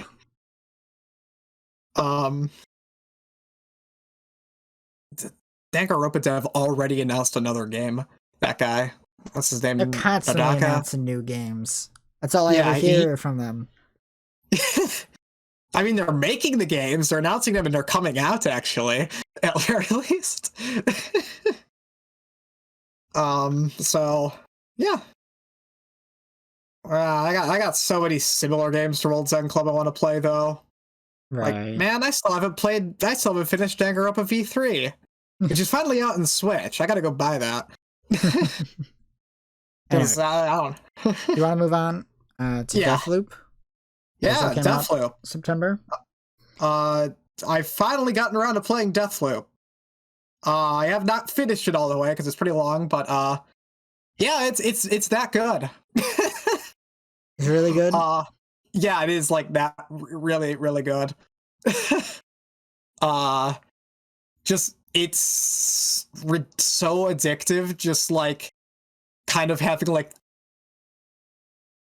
keep playing the same levels and every time you either get a little bit better or it has the kind of feel of like a roguelike, like that kind of gameplay loop. Right. Where like you keep playing and dying, but every run feels like it matters still.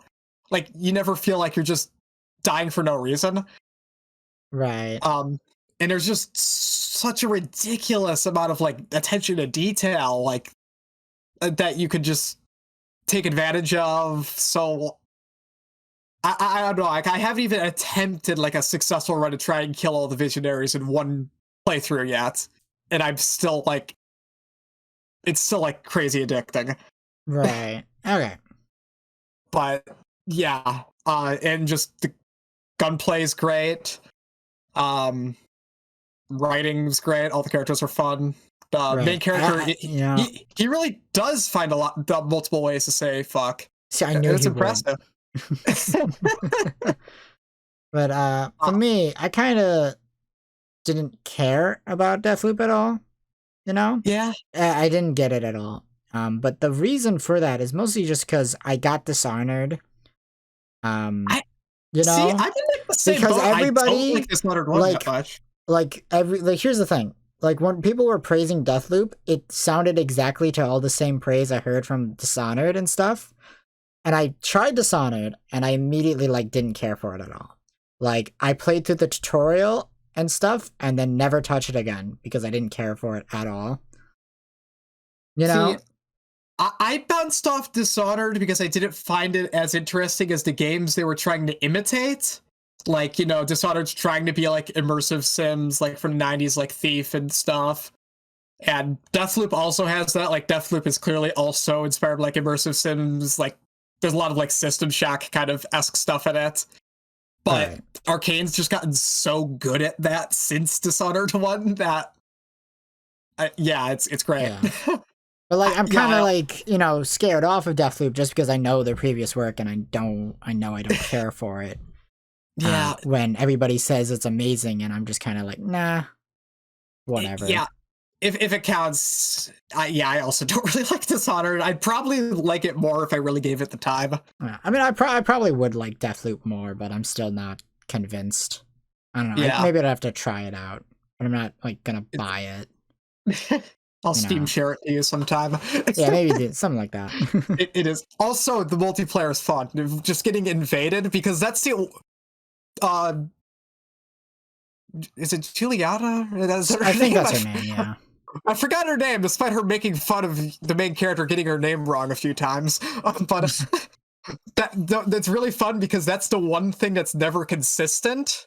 Her invading you because it's a real player. Right. So, you know, you got like a plan going, like, oh, I'm going to do this, like get this accomplished. Oh crap, she just showed up. Now I gotta take care of her, or do I sneak around and get my objective done first before I try and kill her, or will she get to jump on me first? That's really fun. I don't know. A part of me will always just remember Deathloop as the one game that got shilled at every single PlayStation event for 3 years straight. What it feels like. You know? Yeah. It literally made an appearance at like every single Sony event. It like did. For at least 2 years.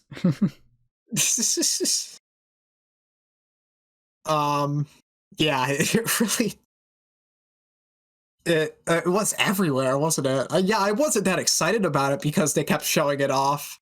I think I was only excited about it because Prey was just that polished, so I knew it was going to be good. Right. See, yeah, Arcane's like kind of been iterative. Like each of their games has just been more and more impressive, and now by Deathloop, they're just like, I put them up with like probably id right now in terms of like the absolute best in terms of like shooters. Yeah, I mean, I guess I suppose when you're comparing Deathloop to shit like whatever, the new Battlefield or Call of Duty, of course it's gonna appear to be a 10 out of 10 in comparison to dog shit, you know? It's like when if you're comparing it to like all the other first-person shooters that came out this year, specifically only first-person shooters. Honestly, I'm sure it's the best one, you know? I compare Deathloop to something like, say, Half-Life 2, and I think it's still incredible, just in terms of just how much like care and like polish and fun it is. Like I think it's almost at that level. I don't know if it will be as influential as something like that, but it's good. I mean, maybe. I don't know. I'd have to give it a shot myself before I could actually say any definitive stuff on it outside of how I feel about it without playing, you know. I just gotta say, me that much. You know, when I was sneaking around, also I just gotta say, it doesn't force you to do stealth ever. Because, you know, there's no punishment for being spotted other than, I mean, you can just shoot everyone. Shoot people, yeah. Who cares? Yeah, it's not like... But I remember I got spotted, and I was like, oh shit. So I'm like running, like shooting like Newsy at them, and I was like, there was a door ahead of me. It's like, wait, does kicking open doors? I don't know. And I kicked it, and it opened it. It was like, oh, okay, that's good attention to detail. This game is 10 out of 10. Yeah, I hear that the kick button is the win game button. If you kick really everything, you win. If you kick someone twice, they get knocked over and you can stealth kill them instantly. So if you do get spotted and you're fast enough, you could just run over and kick them and then snap their neck. Yeah. There's also a super kick that sends them flying. So that's fun. Okay. Do you want to move on? Yeah, sure. You know what else happened in September? Yes. Another game starting with D. Yeah, Deltarune Chapter 2. Happened in September. Yeah. Let's not talk too much about it because I think we probably spent like a total of 4 hours in our previous podcasts already. We have 2 other podcasts talking about Chapter 2. Yeah, almost entirely dedicated. Yeah. So if you want to know our thoughts on Deltarune Chapter 2, you could watch those. But I'm just gonna say this out right now. This was the either number 1 or number 2 best thing that happened this year, pretty much. Yeah. Like, it was really fucking good. Did Toby Fox figure out episodic gaming? Is he the only one to do it good again? Yeah. Because I like episodic gaming in theory. Doesn't end up like Homestuck, where Chapter 6 is 12 chapters put together. Yeah. Yeah. See, episodic gaming, I love conceptually, but everyone keeps screwing it up. Yeah. But Deltarune Chapter 2 is great. I barely remembered Chapter 1. Like, it's been so long, it feels like. I don't know. I remembered everything that happened in Chapter 1 perfectly. I don't know about you people, but, like, I didn't forget anything. It feels like it's just been so long. It didn't stick in my brain as well as Undertale. No, see, I remembered every little thing that happened. Chapter 2, I think, is a lot better than Chapter 1, honestly. Oh, it definitely is. If it gets exponentially better than this, like, it could end up topping Undertale for me, but it hasn't quite hit that level yet. Undertale's a very special game. Oh yeah, it's only 2/7 of the game. Exactly, yeah. You know?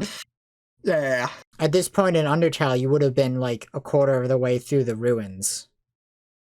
Be fair, once I was done with the ruins, Undertale was, like, in favorite game of all time territory.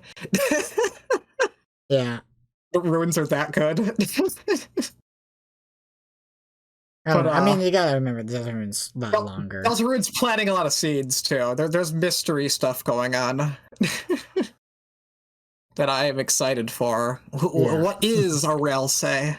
Is he a persona this whole time? Who knows? Yeah, he's Chris's persona. Will the gay deer commit genocide? Who knows? Probably. Yeah.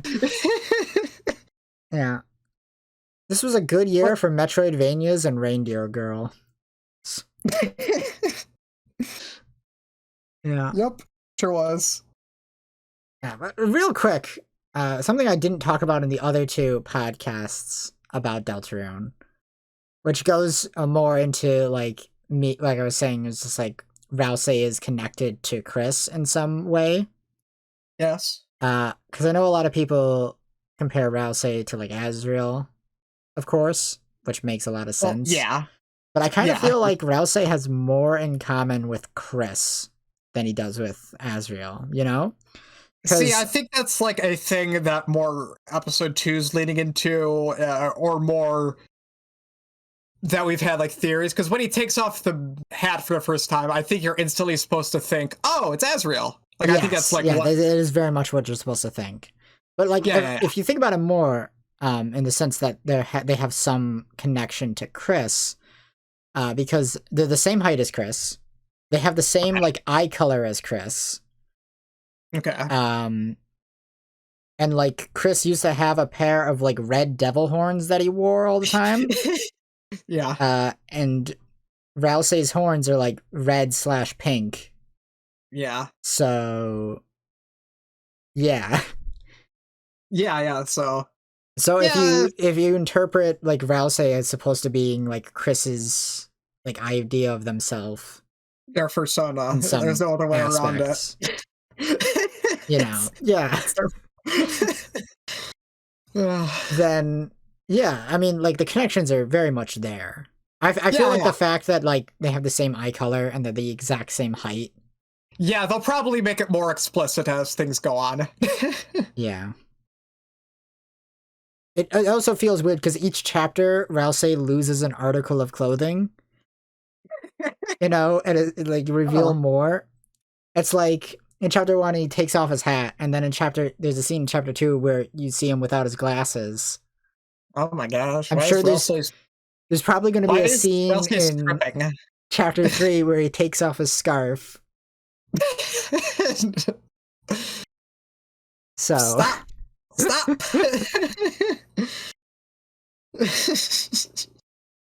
Yeah. Yeah. Anyway, do you want to move on from Deltarune, I guess? Yes. One of the highlights of my year. Really good. Yes. Well, another game. WarioWare Get It Together. That also came out in September. I never got around buying this. I played the demo. It was a lot of fun. I bought it. I played it. It was good. Yep. Pretty fun.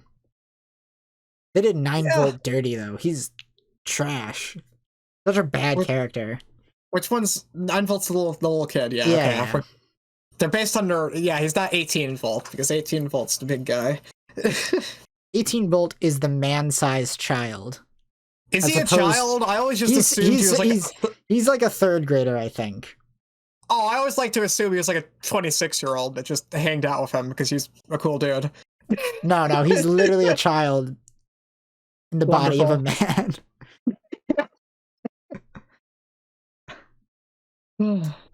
Yeah. They did 9-Volt Dirty.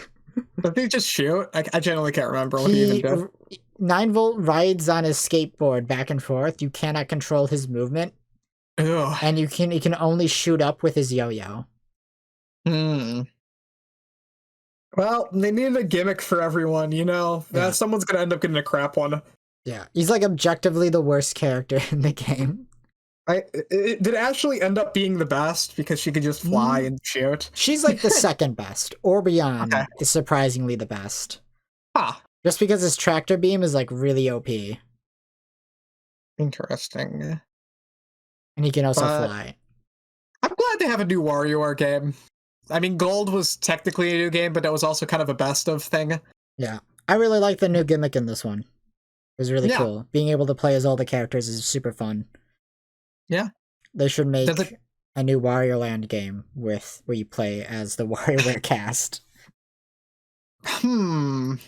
That intrudes on the Wario Land a bit. But nah, no one cares about the Wario Land cast. No one cares about the Wario Land cast, but also the whole fun is Wario just going off somewhere weird and doing stuff. Nah, it could be cool. They'd all have like unique gameplay mechanics. It'd be fun. Although I think people would be happy for any new Wario Land game. Yeah. I think it'd be cool. WarioWare was pretty good. I enjoyed it. Yep. I hope it takes more than like an hour to finish. I remember buying Touch and beating every single minigame in an hour. It was like, come on. It's still pretty short. Yeah, okay, but I hope it's got a bit of post-game content that extends the length a little bit, but yeah.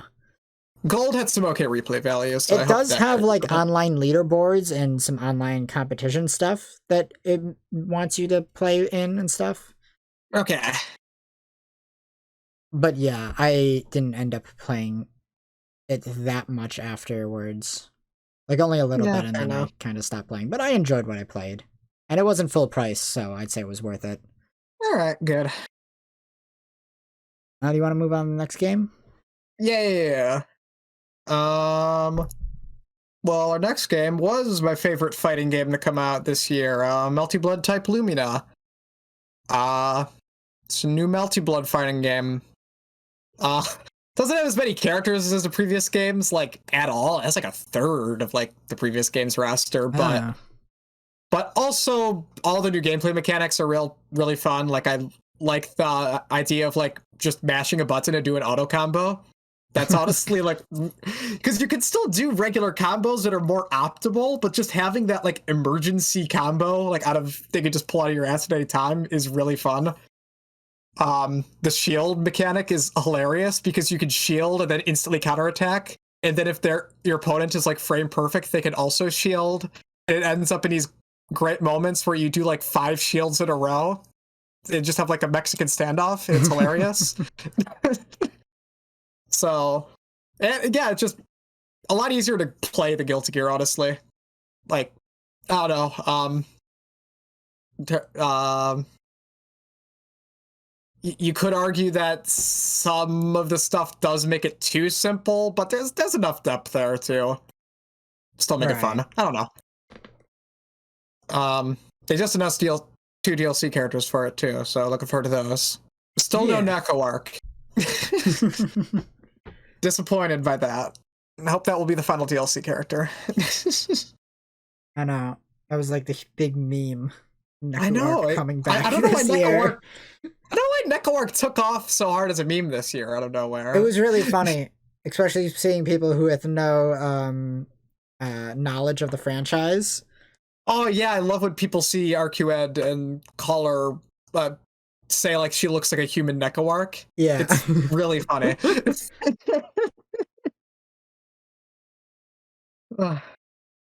Yeah, I'm surprised they didn't capitalize on it and just throw her into the game already. She only shows up in the ending of one character's arcade mode. That's it. That's it. Come on. But yeah. Anyway, really fun, easy to play. Right. So there was also a Nintendo Direct in September. Yes. Yeah. What showed up in this one? I know there was a new trailer for like Splatoon 3 in this one. I know they announced the new Kirby game in this one. That looks really good. Oh yeah. Yeah. They showed off the Mario cast in this one. Oh yeah. This was honestly, this was one of the better directs in a lot of ways. It was definitely one of the most entertaining. I've watched 12 seasons of It's Always Sunny in Philadelphia since this direct, so I can say that Charlie Day really is a great choice for Luigi. Yeah. I got the power now. That means I'm doing good in the game, so I'm doing good in life. Anyway. Yep. Chris Pratt as Mario is still a bizarre choice, though. I'll fucking never weird. get over that. Yeah, and then he got cast as Garfield like 2 weeks later. It was really weird. Yeah. Why? I don't know. I'm really excited just to see a trailer of that because like Vinny Vinesauce was too busy. He's the only one who can do the Lou Albano voice or whatever. Yeah. I really need to see a trailer for this Mario movie because I can't picture it in my head. Like, I don't know. Honestly, just because I know Illumination's making it, so I can picture that. Because, like, the Toads are going to be like minions. Okay. You know.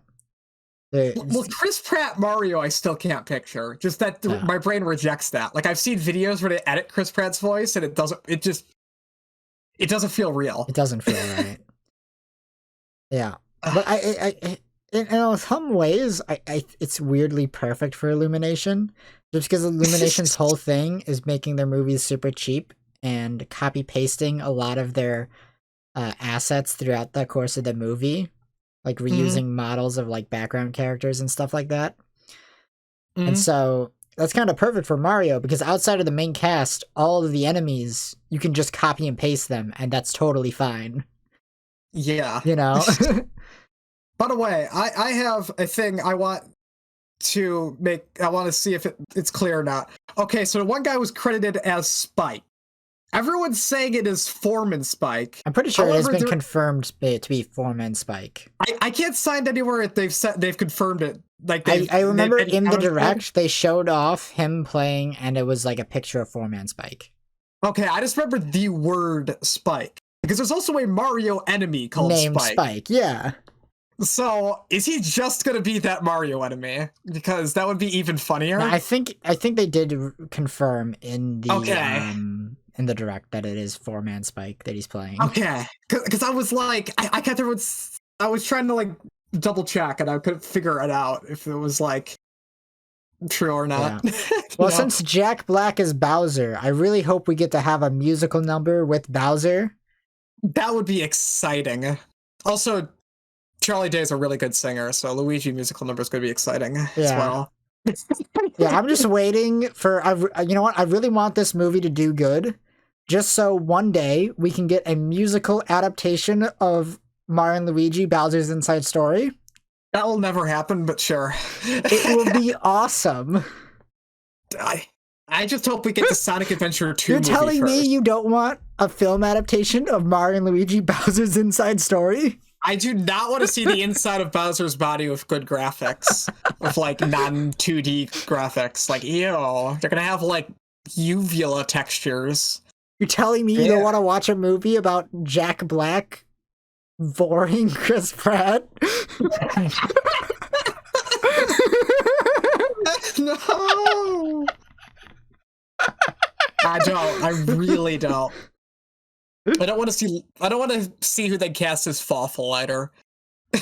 Yeah, that comes out this year. That movie. Oh boy! I'll get a trailer soon. Yeah, it comes out. It was supposed to come out in the summer, but it got delayed till holiday. That's gonna be a really fun podcast when the trailer drops. Oh yeah, that's gonna be so good. That's why you gotta subscribe right now. Do it so you can see it when that happens. And we're absolutely horrified when they confirm like Will Ferrell Waluigi or something. I don't freaking know. You know what else happened in September? There was like that big PlayStation showcase. Did they have anything there? Yeah, they showed off gameplay of the new God of War game. Okay. And they announced the Wolverine game and Spider-Man 2. Okay. And I think there was a trailer for the new Gran Turismo game. Okay. And I don't remember. There were some things, but I don't know if there's much to talk about. Marvel shit. There's a lot of Marvel shit. But it's Insomniac Marvel shit, so it's not like that Square Enix. It's high quality shit. Insomniac's stuff. Marvel games, it's like Spider-Man movies. Yeah. it's like the only MCU thing I'm going to pay attention to, right? Yeah. I mean, yeah, their stuff's good. I'm also just like, I don't care. I just hope the Wolverine game's a hard M. I do very distinctly remember watching the Sony like State of Play and being like, damn, there's nothing here for me. Yeah. Wasn't the Alan Wake remaster there too? Oh yeah. There's a few other things. Out now. I should buy that on like PS4 or something. Anyway, let's move on to October. So in October, Back 4 Blood came out. Yeah, which I only got around to playing for the first time like 3 days ago with Lucas. We played through the first like act, I think. It's fun. It kind of just feels like another Left 4 Dead for the most part, which is all I was really hoping it would be. Yeah. Not nearly as polished, but that's fine. They don't have Valve backing them. Whatever. It's clearly lower budget, but whatever. Yeah. There's a weird like loadout and card mechanic, which will definitely add to like the replay value, but at the same time, it kind of slows things down. Like for Left 4 Dead, you could just invite your friends, play a campaign, be done. Like that's it. Like no prep and it's just very fast and easy to play. When this, you got like your loadouts, and then during games, you kind of like judging guns against each other. Like, oh, this gun has slightly different stats than this other one. Do I want this? There's too much like thought need to be taken into decisions. Yeah, is what you're saying. Yeah, that ends up slowing stuff down. It might work better when when I'm more experienced. Like this is definitely the kind of thing that's there to extend the life of the game. Like once you've played every campaign like 5 times, then you have a reason to keep playing. Actually, right. Yeah. What else? But yeah, all the set pieces are fun. The end of the act, me and Lucas played, we had to plant bombs on a boat and then escape the boat in under a minute, and we literally got to the exit with like a whole second left. That was very fun. I don't think the level design is that great though from what I've played. It's not like always as clear as where to go as in like Left 4 Dead. Left 4 Dead 1 was really good at using light to like direct your eye to like be like, here's the actual way to progress through the level. Everywhere else is just, extra little stuff. And Back 4 Blood doesn't seem to follow that as much. So there was a few moments where I kind of got lost. Right.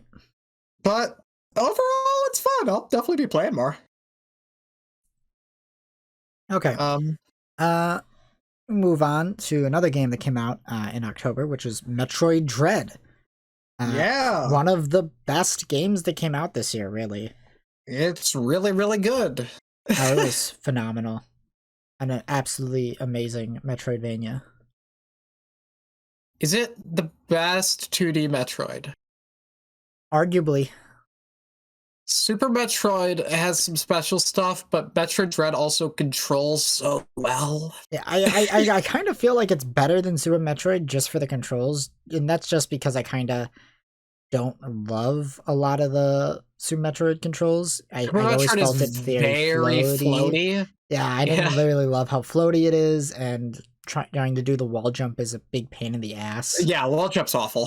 That's the worst part. And then Metroid Dread, it's like everything is perfect. Like the controls are phenomenal. Yeah. Like it's honestly one of the best controlling games I played all year. Yeah, like I was just like when I was playing the bosses, it just felt so good to like dodge an attack, hold down like the aim button, like shoot missiles, like the controls are flawless. Slide. It just felt so good. There's other games that I would say have like comparable controls, like maybe like Ratchet and Clank Rift Apart. Those had really great controls. But this one was just like it was perfect. You just like felt like you have perfect like control of where Samus is at all times. Like it always felt like my fault when like I died during a boss. Yeah, because it was like I'm definitely fast enough and have the abilities to dodge anything or get anywhere as fast as possible. Like, it's hard to put into words. And this was also a very important title in the fact that it's a new Metroid game, a 2D Metroid game in like what 18 years at this point. Yeah. I mean, Samus Returns for the most part was like a new game. It added a ton of stuff. Yeah, but if we're not counting Samus Returns, it's been forever. It's been forever since Fusion, like a real follow-up to Fusion, Yep. Now when's Prime 4, or at least support Prime 1 through 3? 2023 probably, if I had to guess. I hope he gets some ports of 1 through 3. Yeah. Although I don't even know how portable 3 is, because 3 really relies on motion controls. They fucking fixed Mario Galaxy. They can fucking do it. I mean, they fixed both Mario Galaxy and Skyward Sword, so they can fucking fix Prime 3. True. They could totally do it. Yeah. Make it gyro based. Boom. Now it controls even better, arguably. I honestly, I don't know if it would, because I really like. I mean, yeah, because it has the pointer controls. The pointer controls are better than gyro, honestly. Prime 3 is really, because it's hard to it's a really weird first-person shooter and its controls. It's hard to like adapt to anything else. So I'd be curious. I'm sure they'd be able to do it. Yeah. But yeah, Metroid Dread was fucking awesome. It was amazing. Definitely one of the highlights of the year, especially for me. Yep. This year was pretty good, all in all, at least games-wise. I feel like there was more than enough great stuff that I thoroughly enjoyed that came out this year. Mm-hmm. Same. Want to move on from Metroid Dread to another absolutely amazing game that came out in October, which was Inscription. Yes, you've played this. I have not. Yes, I have played this for a good amount. After going back and playing through the new like beta update that effectively turns the first third of the game into an endless roguelite. I have put 29 hours into it in total. Okay, and wow. What a fucking fabulous card game. This game is like actually phenomenal, and I don't really want to spoil it at all. But if you like card games, you should definitely get it. Yeah. Or if you don't like card games, go get it. Yeah. I mean, there's definitely stuff to be enjoyed with Inscription, even if you're not a super big card game fan. But if you are a big card game fan, you'll get way more out of it, honestly. Yeah. Really great. Super fun. Yeah. Really great story. It's by the Pony Island dev. So if you know anything about that game, you know what you're in for. Honestly, one of the best indies that came out this year. In a year of a lot of good indies. Yeah. Well, that's every year. That's every year at this point. Yeah, but I feel like every year has like that one indie game that stands up above the crowd and is like, this is the indie game of the year, you know? And I kind of feel like Inscription is that one. Yeah, I've definitely seen a lot of talk about it. Yeah. Whatever Markiplier plays. That's the indie game of the year. That's Matt Pat just did a fucking game theory on it. Oh yeah, they've hit the big time. Anyway, I guess we can move on from Inscription. Really fucking good. One of my favorites of this year. Well, next on our list is Resident Evil 4 VR. Yes. Which is a VR port of Resident Evil 4, obviously. I'm genuinely impressed with how much it is. It's just Resident Evil 4. There's like almost no little compromises made to the gameplay or anything. Right. It's so did you buy like an Oculus Quest just for this? No, I've had Oculus Quest. Remember, I had. I thought you had the. I thought you had the Vive.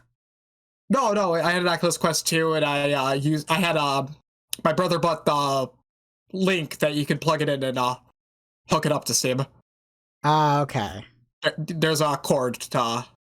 See, I thought you had the HTC Vive because I know you played Half-Life Alyx, yeah. Yeah, and I thought that was exclusive to it. It is exclusive to Steam, but I played that. But it's not exclusive to that specific VR headset. No. Okay, I didn't know that. You could use any headset with Steam VR. Okay. I mean, it will treat it as a Vive, but it's the same way like it will treat anything as like an Xbox 360 controller. You know? Right. You know, because Steam is cool like that, and they don't actually lock their exclusive behind shit. You know. Yeah. Because I do remember like hearing other people, like for example, like Vinny Vinesauce was very annoyed because he wanted to play like Resident Evil VR, but he couldn't because he had the Vibe and not the Oculus. It's annoying that it is an Oculus exclusive because, I mean, for all intents and purposes, these are just screens with some controllers. Yeah. Having an exclusive for them is really goofy. Yeah. And it also hurts the already very small marketplace for them, you know? Yeah, it's annoying having it kind of be split. There's competing, you know, headsets, and then, but like, there's so few actual VR games, and then there's ones that are like exclusive to certain ones, and so yeah. Quest 2, as annoying as it is to buy something that's owned by Facebook, it is probably the best deal because one, they're selling it at a loss, so it's like ridiculously cheap. Right.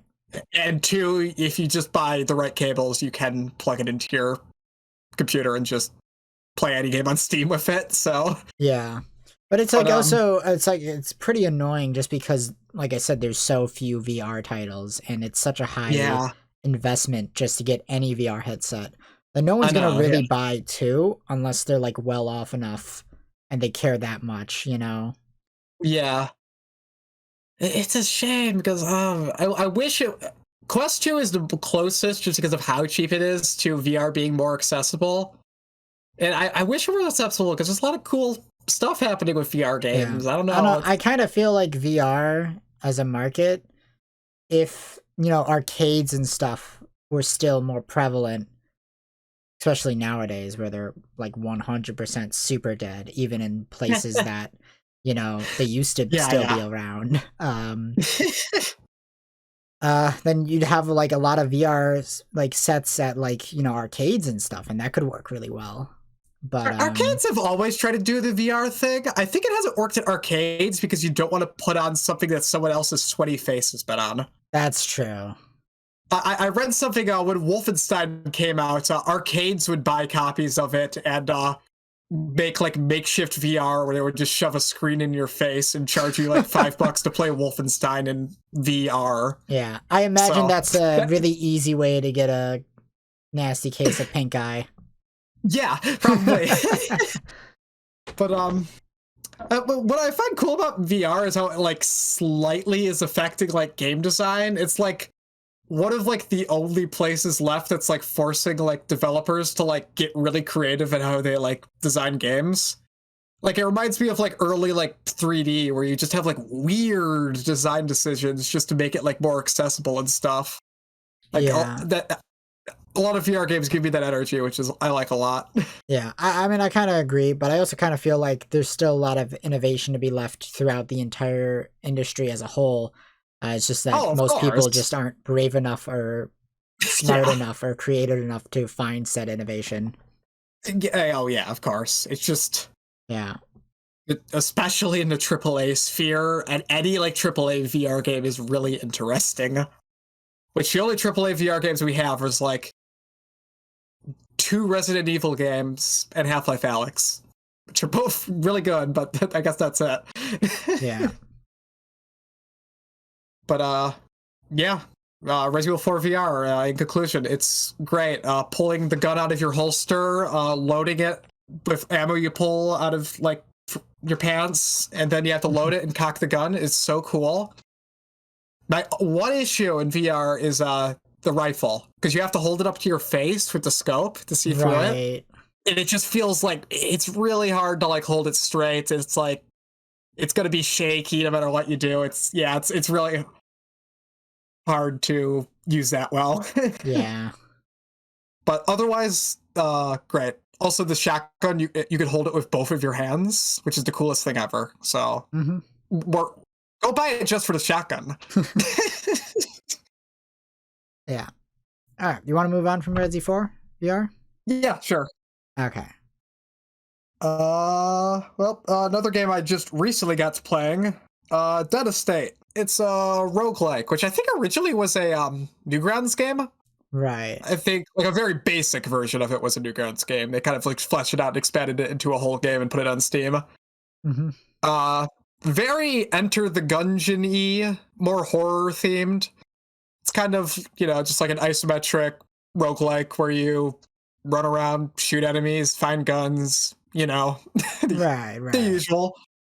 It's a lot more simplistic than Enter the Gungeon, which honestly I think makes it easier for me to spend more time with. Like, I might have already put more time into this than I've ever put in Enter the Gungeon. Like, just because this is just easy to just play a run. It's It's very simple, and yeah, it's good. And the horror theming's fun.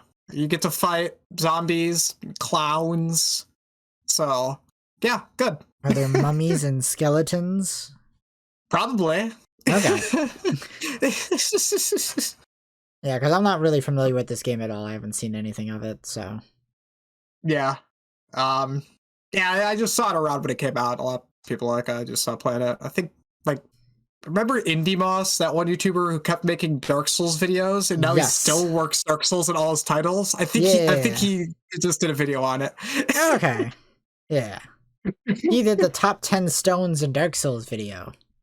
I really got to applaud him for scraping the bottom of the barrel that impressively. Yeah, he's still a Souls tuber. Yeah. He just talks about stuff that isn't Dark Souls anymore. But he still works Dark Souls into it. It's impressive. He just he just works it into random titles. I appreciate that. But, anyway. I mean, most Souls tubers right now are just talking about games that are similar to Dark Souls in some way at this point.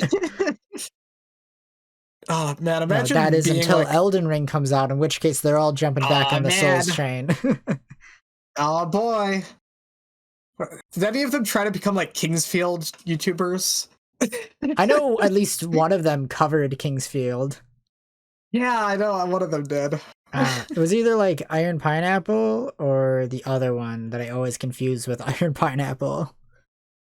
I know who you're talking about. I also don't know the name off the head, but I don't know. Anyway. 80% of the Souls YouTubers kind of meld together.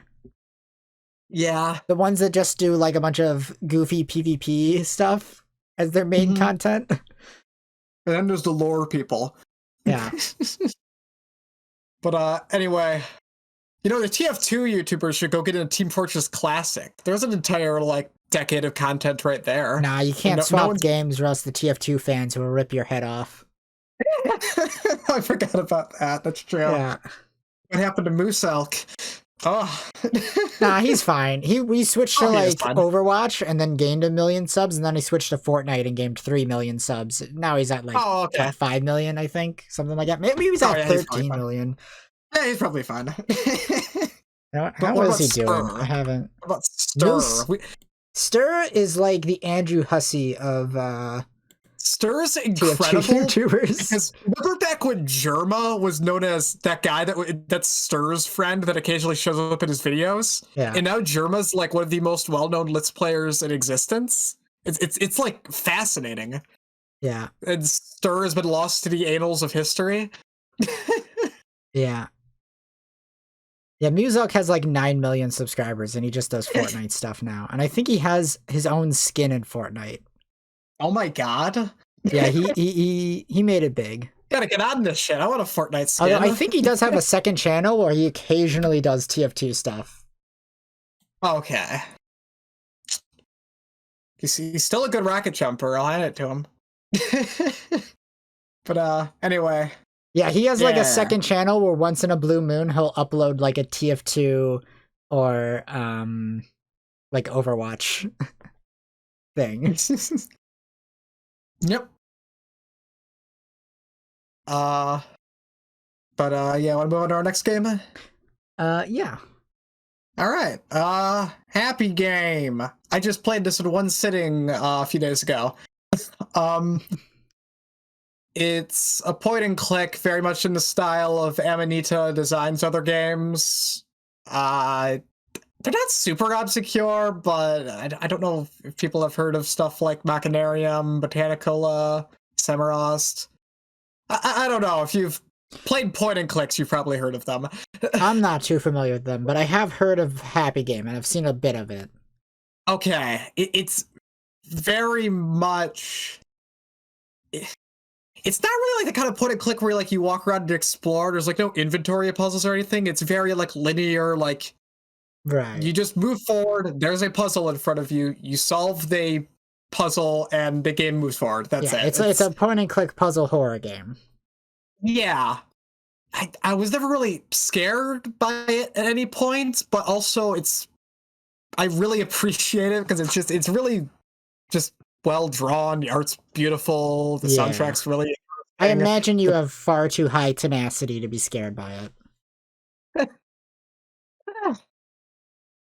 To an extent, but also like all of the scares were like, it's a smiley face. But it's an evil smiley face.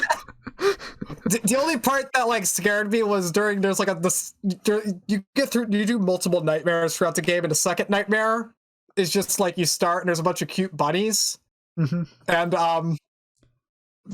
then like you pull a carrot out of ground, and then a giant horrible bunny with like freaky teeth comes out and like eats the bunnies limb by limb and then eats you. And that's the only part in the game that really creeped me out, because it's just like, oh shit, what's happening? But the puzzles are really fun. Like they kind of like really capture like a nightmare logic kind of thing. Yeah. Like there's I'm trying to like just think of an example off the top of my head. Remember, in that bunny level, for example, there's one where there's like a guillotine in the level, and if you lead a bunny to the guillotine and chop him in half, he'll become two bunnies, which you could use to like weigh down switches later in the level. So like like weird stuff like that, like where it's all like weird bizarro logic, but that doesn't feel like frustrating and hard to figure out. It's fun. Right. Yeah. Yeah. And it's short. I don't know if I'd recommend it at full price though, because of it didn't really leave too much of an impact on me, and it's pretty short, so buy it on sale. Yeah. I definitely recommend some of Emily's Design's other games, though. Like, I love Machinarium. That game's really good. Okay. But yeah, that's all I gotta say. Okay, let's move on to November. But before we move to November, I want to just say, like, every game we talked about in October was like a horror game. Well, you know, it was October. They got to release the spooky stuff. It's true. But at least they managed to do that, you know?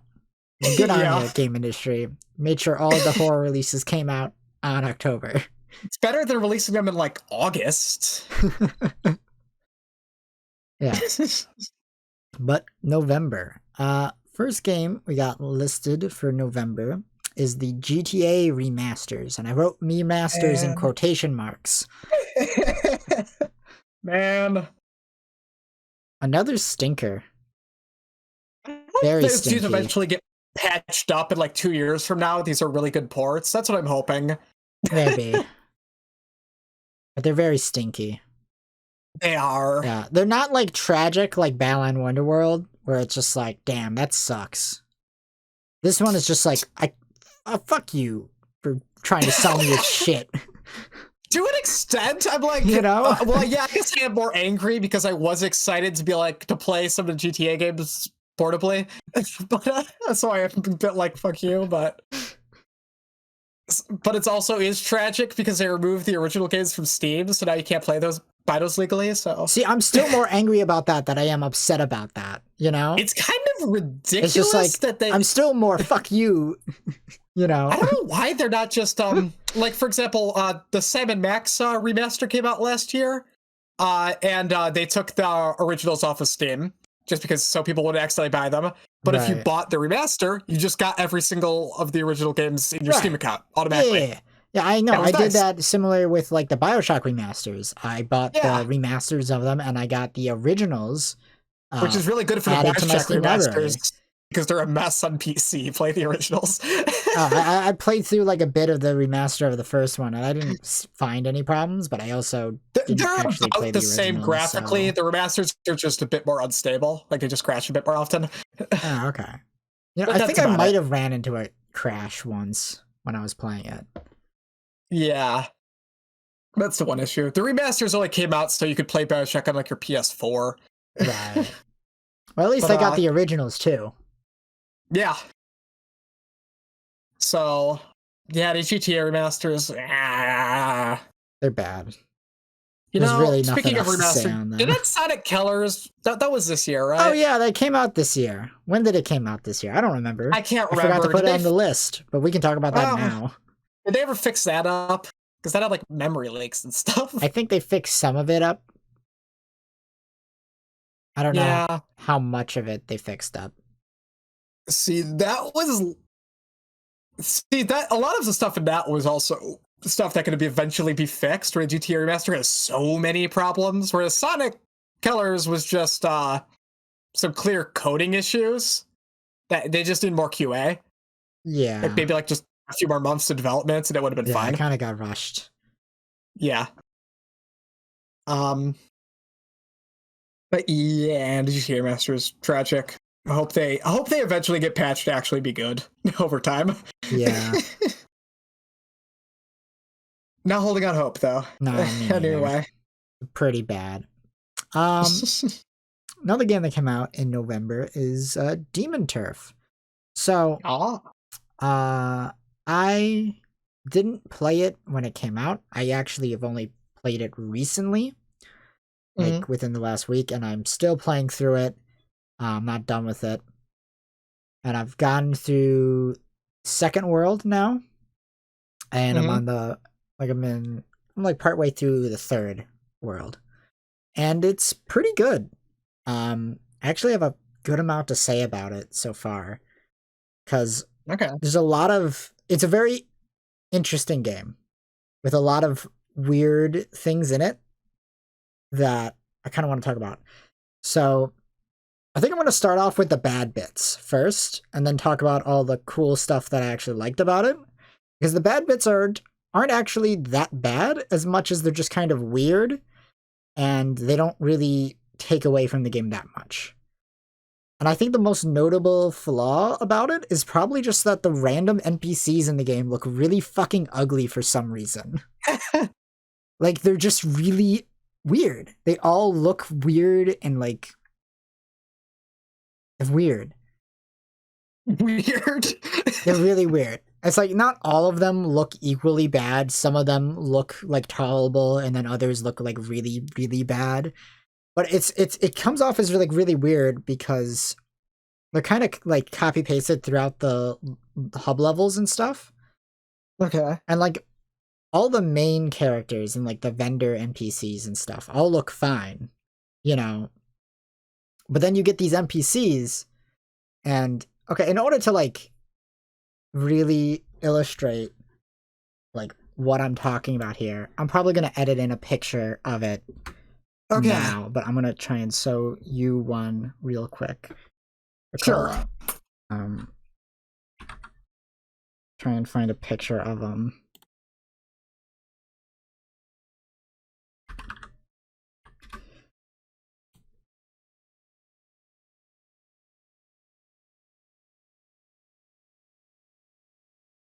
Okay, so here's just a random screenshot of one of them, and I think you'll see what I mean when I say they all look really weird. I'm gonna send it over Discord real quick. You know, and they all look like that, but with like a different head. You know, as someone who like digs stuff like Hylix 2 and like Cruelty Squad, I can dig ugly NPCs. Yeah. Here. But it is weird with how like... And they got like really weird walk animations where they're like the bottom of their legs will move a little bit and then they'll just bounce around. It sounds great. Like, it's not a major issue, of course. But it stands out, like, to me. And I'm just looking at it and it's like, God damn, these NPCs are so ugly. And I don't want to hate on it too much because everything else in the game looks great. For the most part. But they're just, it's really funny to me. To actually talk about the game a little bit and not just the NPCs. It's a 3D platformer, you know. It's like a 3D collectathon platformer. And I think it's really notable about it, at least to me, is that the level structure and like the hub levels and how they're set up, it reminds me a lot of like Sly Cooper. Like the first Sly Cooper. Oh yeah, yeah, I see what you mean. Where you go to a new world, you know, and then you do an intro level, and then you unlock the rest of the hub area. And then you can do all the other levels in that world. When they're all connected in the hub area. And the hubs are like really cool and really fun. And so the plot of the game is effectively you're trying to become like the demon queen, more or less. by Okay. beating the current Demon King and kicking their butt. But in order to do that, you gotta kick all the butts of all the other demon rulers of all the other I turfs. feel like that's the plots of every game where you play as a demon. Yes. Disgaea's plot, definitely a few other games. Yeah, but yeah. What's really cool is you'll go to like each world, you'll play through all the levels, you'll beat the boss, and then you'll take over that area. And what happens is that you'll transform the entire hub, and it'll kind of be like recreated in a sense, or like reimagined and remixed in basically your image in a way. That's fun. That's cool. You kind of like fuck it up and destroy it. And then you can replay all the levels in that area, and they're effectively new levels, but like they're remixed really versions of the levels. That's really neat. That'll introduce some new mechanics, because every time you go to a new boss fight, they introduce a new mechanic for that boss fight that will then get later used in the remixed versions of world's levels, along with the levels of the next world as well. That's really cool. Yeah, like the first world, you unlock a hook shot for the first boss, and then the second world you unlock like an ability that effectively turns you into Sonic. Okay. It's kind of like a spin dash, like go fast ability. It's really fun. Like honestly, it's really fun to use. Fun. And I haven't played past the third world yet. It was really cool. There was a subway level. That one was pretty fun. Ooh, subway levels are always cool. The third world is like, it's Japan themed. Okay. The level name is called New Neo City. And like the denizens are like Japanese owl people. Cool. They actually look decent compared to the other guys. Who started the Neo naming thing? I don't know. Gotta go check that later. But it's pretty fun platformer overall. The only other like kind of complaint I would have is that the platforming flow to it is a little odd in some ways, because how the game is, it's very state dependent. So your character will be constantly morphing shapes and stuff like that. Okay. Depending on what action you just performed. So for example, you can like do a jump and then do a double jump, but when you double jump, you turn into like a bat. Okay. And stuff. But then you also have a spin move that will give you a slow descent sort of effect in the air. And when you do that, you'll turn into like a spinning top. But if you jump, then spin, and then do a double jump out of the spin, you'll do like a super long jump mid-air, which is a really fun move to use. But the thing is, it's very state dependent. And so you have to jump, spin, and then jump. But if you do a jump, and then spin, you can't do another jump out of it. You know, I've played like stuff like Bayonetta, so I can get used to it. Yeah. It's just it's one of those things where it's like, you compare it to say like Hand in Time, where you also had a double jump and like a dash, like a dive ability. Yeah, but it was far simpler. Yeah, where it's like you could double jump and then dive, or you can dive and then double jump again or something. This one, it's very state dependent. Yeah. Which can be a little annoying sometimes when you're trying to make a jump and you think, oh, okay, I'll jump, then spin, and I should be able to make it, and then you just fall flat by like 2 inches, and it's like, oh, I guess I had to jump and then spin and then do the super jump onto it. It's probably something that works once you get to muscle memory. Yeah, I don't know. Yeah, it's something you got to get used to a little bit. But it's only somewhat annoying just because of how the checkpoint system is. And I do honestly really like how the checkpoint system is. It's kind of like Ori and the Blind Forest, where you create your own checkpoints throughout the level. You can only place down like 3 of them, along with, the one that you start out at the beginning of the level.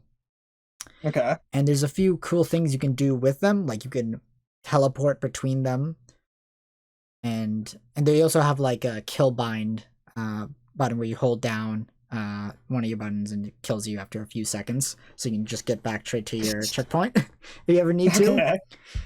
Which does come in handy if you say fall from a great height, but you've placed the checkpoint up top, so you can just be like, oops, I missed that jump and then I fell like in the water. Let me kill myself and go back. Oh, that's nice. Yeah. And so, but then you get the problem of the checkpoints being like, okay, should I place the checkpoint now or should I wait till after this platforming challenge, you know? Yeah, I don't want the emotions of Resident Evil 1 to be in my platformer. Yeah, and it's kind of hard to judge because you don't necessarily know how long the level is going to be or how much farther you have left, you know? Yeah. And throughout that, there's also like collectibles scattered throughout the level that you want to try and find for unlocks and stuff. And so the checkpoint system does help a lot like that if you're pacing them out in a good way, being like, okay, it's been a good amount of time since the last checkpoint I placed. Let me put this one down here, you know? And then it should be easier to find the collectibles if you missed any along the way by backtracking, because you have like a radar thing where you press down on like the some pad and it'll show like an arrow pointing to where the collectible is. Okay. Which helps you track them down. Fun. But it does remind me a lot of Sly Cooper in a lot of ways. That's the one it reminds me the most of, and how the level structure is, and how the levels are set up and stuff. I need to get around to playing Sly Cooper games. They're good. Yeah. And one more thing about it is like the combat. So the combat's kind of odd because it's very Smash Bros-y in some ways, where you can't like kill enemies directly by hitting them. Instead, your attacks will knock them back, and you want to try and knock them into like kill zones effectively. Interesting. Yeah. Because like the game has a system where it effectively is blue attacks will knock you back and red attacks will kill. But that functions similarly to enemies as well, because all of your attacks are blue and you have to try and knock them into like red spikes and stuff like that. That's kind of neat. Yeah. Because, and you don't have like a life bar or something. You can get hit as many times as as much as you want, as long as you don't get hit into like an instant kill thing. That is very different from like any platformer I've played. Yeah. Because usually with like platformers where you die in one hit, it's like you get hit by anything, you die. And this one, it's like only specific things will kill you, and everything else will just knock you back into said kill things anyway. But I really like it. It's really fun. I'm really happy I got it. Sick. Even though you bought it for me for Christmas.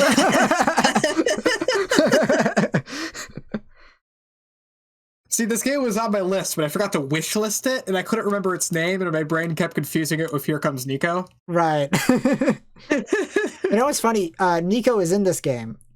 What? Yeah, he makes a cameo. He's in one of the levels. Awesome. He tries to befriend you. I can imagine in a similar way to how Sans befriended Chris's mom.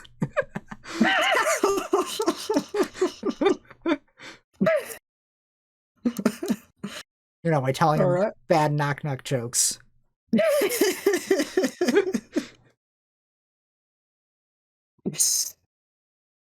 Anyway, you want to move on? I think that's all I have to say about Demon Turf. I'm really enjoying it so far, despite the few issues I have with it, which, like I said, are not really major issues. The only thing else I have to say for that is that, overall, it has way more content in it than I expected it to have.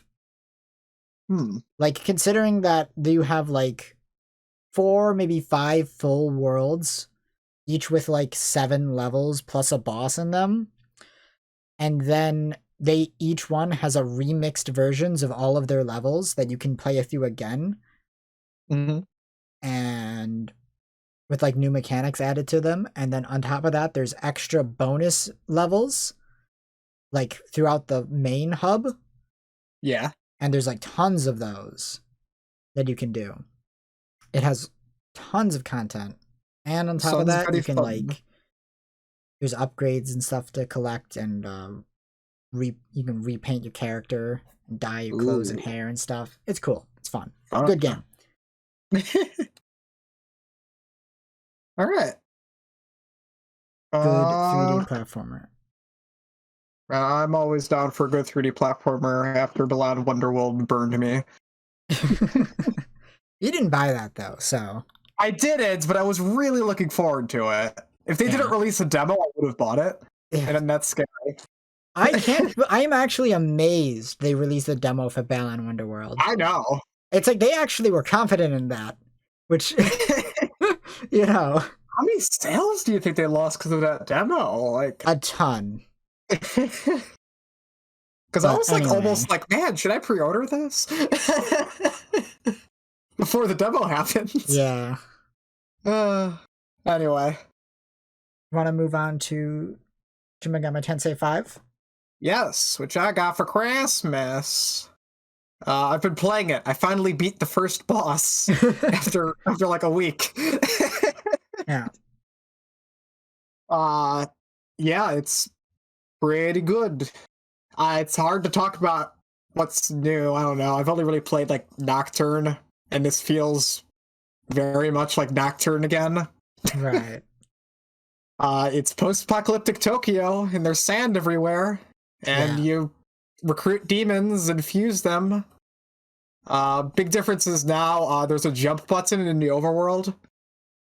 Cool. Mainly the overworld's actually like, it's less than just an overworld and more just a world. Like you're actually like running around, enemies are there in the overworld, like they actually like run at you and attack you, like. Right. The level design is a lot more lively. Yeah. I'm not gonna say like Chrono Trigger because you do go into like a battle arena, but it's kind of like that, you know? Right. And you know, you feel like you sneak up on enemies and hit them from behind. If an attack, you know, you get like bonus turns, stuff like that. Right. And no random encounters is really nice. Just nice. Yeah. You always know what you're getting yourself into. Yeah. Nothing surprises you because you'll see them coming 5 seconds in advance before they run you down. There's still like those enemies could like when you actually fight them, you don't know exactly what enemies they have with them, so you could like get ambushed into something you're clearly not ready for. There's also like you have like a fairy that could lead you to like hidden items, and occasionally the hidden items will just be like a random ambush. So there's still like, you know, enemies jumping out of nowhere and murdering you, but that's part of the fun. Yeah. What else? I'm interested in it, but I still have to like play Persona 5. So there's too many JRPGs that I already own, you know, that I still need to play through. So yeah. They're very different. They just both have negotiation, and they're in Tokyo. Oh, I'm sure they're different. It's just that, you know, SMT5 is a bit too high on my list right now. Fair. I'd also maybe recommend playing 3 first. I've heard a lot of people say this calls back to... I didn't finish 3 all the way, but I've heard a lot of people say it calls back to it in a lot of ways, so... Right. Alright. But, yeah. Also, you could... the demon fusion in this, they always have like a goofy thing. Like in Persona 5, you know, you put them in guillotines and executed 2 demons to fuse them. Right. In here, you just pull out an organ and start playing a piano and they fuse together. It's really goofy. Anyway, do you have anything else to say, or do you want to move on? It's a move on. Okay. Talk about the Pokemon Diamond and Pearl remakes that happened in November. They happened. They did happen. You know, I might still like it visually more than Oraz. Nah. I think X and Y's chibis were better than this. I don't know. This is just like feels like a 1-to-1 adaptation of the overworld chibis instead of like a weird in between that XOI and Ores was. Yeah, and I kind of feel like they look like shit. I'm fine with them. Like I like chibi art styles, like just period, and I like RPGs that have chibi art styles. Like Bravely Default 2 was like my favorite game that came out this year, and that has a fucking chibi art style that's a JRPG. This looks like fucking dog shit. Like, it looks worse than the original games. There's no reason to play this over Platinum. You know? Yeah, for the most part. And there's 60 bucks. My favorite part is how it had the same glitches as the original game. It's not like particular, like I've seen some like glitches and stuff, but it's not particularly more glitchy than the original Diamond and Pearl because every Pokemon game is kind of held together by string. More glitchy. Like I hear these are like very glitchy, like almost as glitchy as Gen 1. And like the glitchiest Pokemon games since Gen 1. Either way, the interesting thing is I've seen that a lot of the glitches are the same ones that were in Diamond and Pearl, which is kind of fascinating considering it's in a whole other engine. Like they must have gone out of their way to include those. Yeah. Like Ocarina of Time 3D, then they were just like, let's include the glitches just to be accurate, I guess. I don't know. Yeah, the game's very faithful in a lot of bad ways, to be honest. Yeah. Yeah, it's like, yeah, hey, let's just take the exact overworld models, but they're 3D now.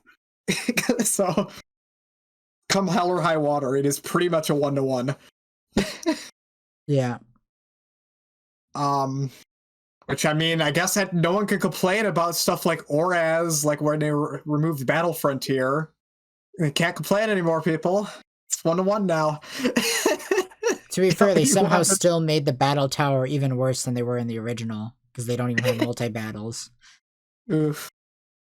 But yeah. Wait, multi-battles in DP or Ors? Diamond and Pearl remakes. Okay. They cut them out. Okay. See, a lot of Pokemon post-game stuff is, like, silly to me. I feel like the post-game stuff should mostly just be, like, the multiplayer. I don't know. I mean, yeah, to me it is the multiplayer, but all that stuff is linked to the multiplayer. Yeah. Like, the reason why you do the Battle Tower and shit is to earn items to use in the multiplayer. Yeah, I suppose. Yeah, it's supposed to be, like, some light practice, effectively, to get you ready for online battles. And yeah. Either way, I never found it that fun to get into Pokemon just because of how much commitment you have to put in to like be good in online. Like you just need to make like the IVs and the EVs and the breeding and I only ever really got into it in like Gen 6. Yeah. And then Gen 7 had like dog shit online and I just never played it. Yeah. But yeah, anyway, neither of us have really played Diamond and Pearl Remake. So, yeah, I don't know what to say about it. You'd have to pay me to play it. If I ever see it for like $20, I might play it over the originals, because I do find the originals kind of ugly.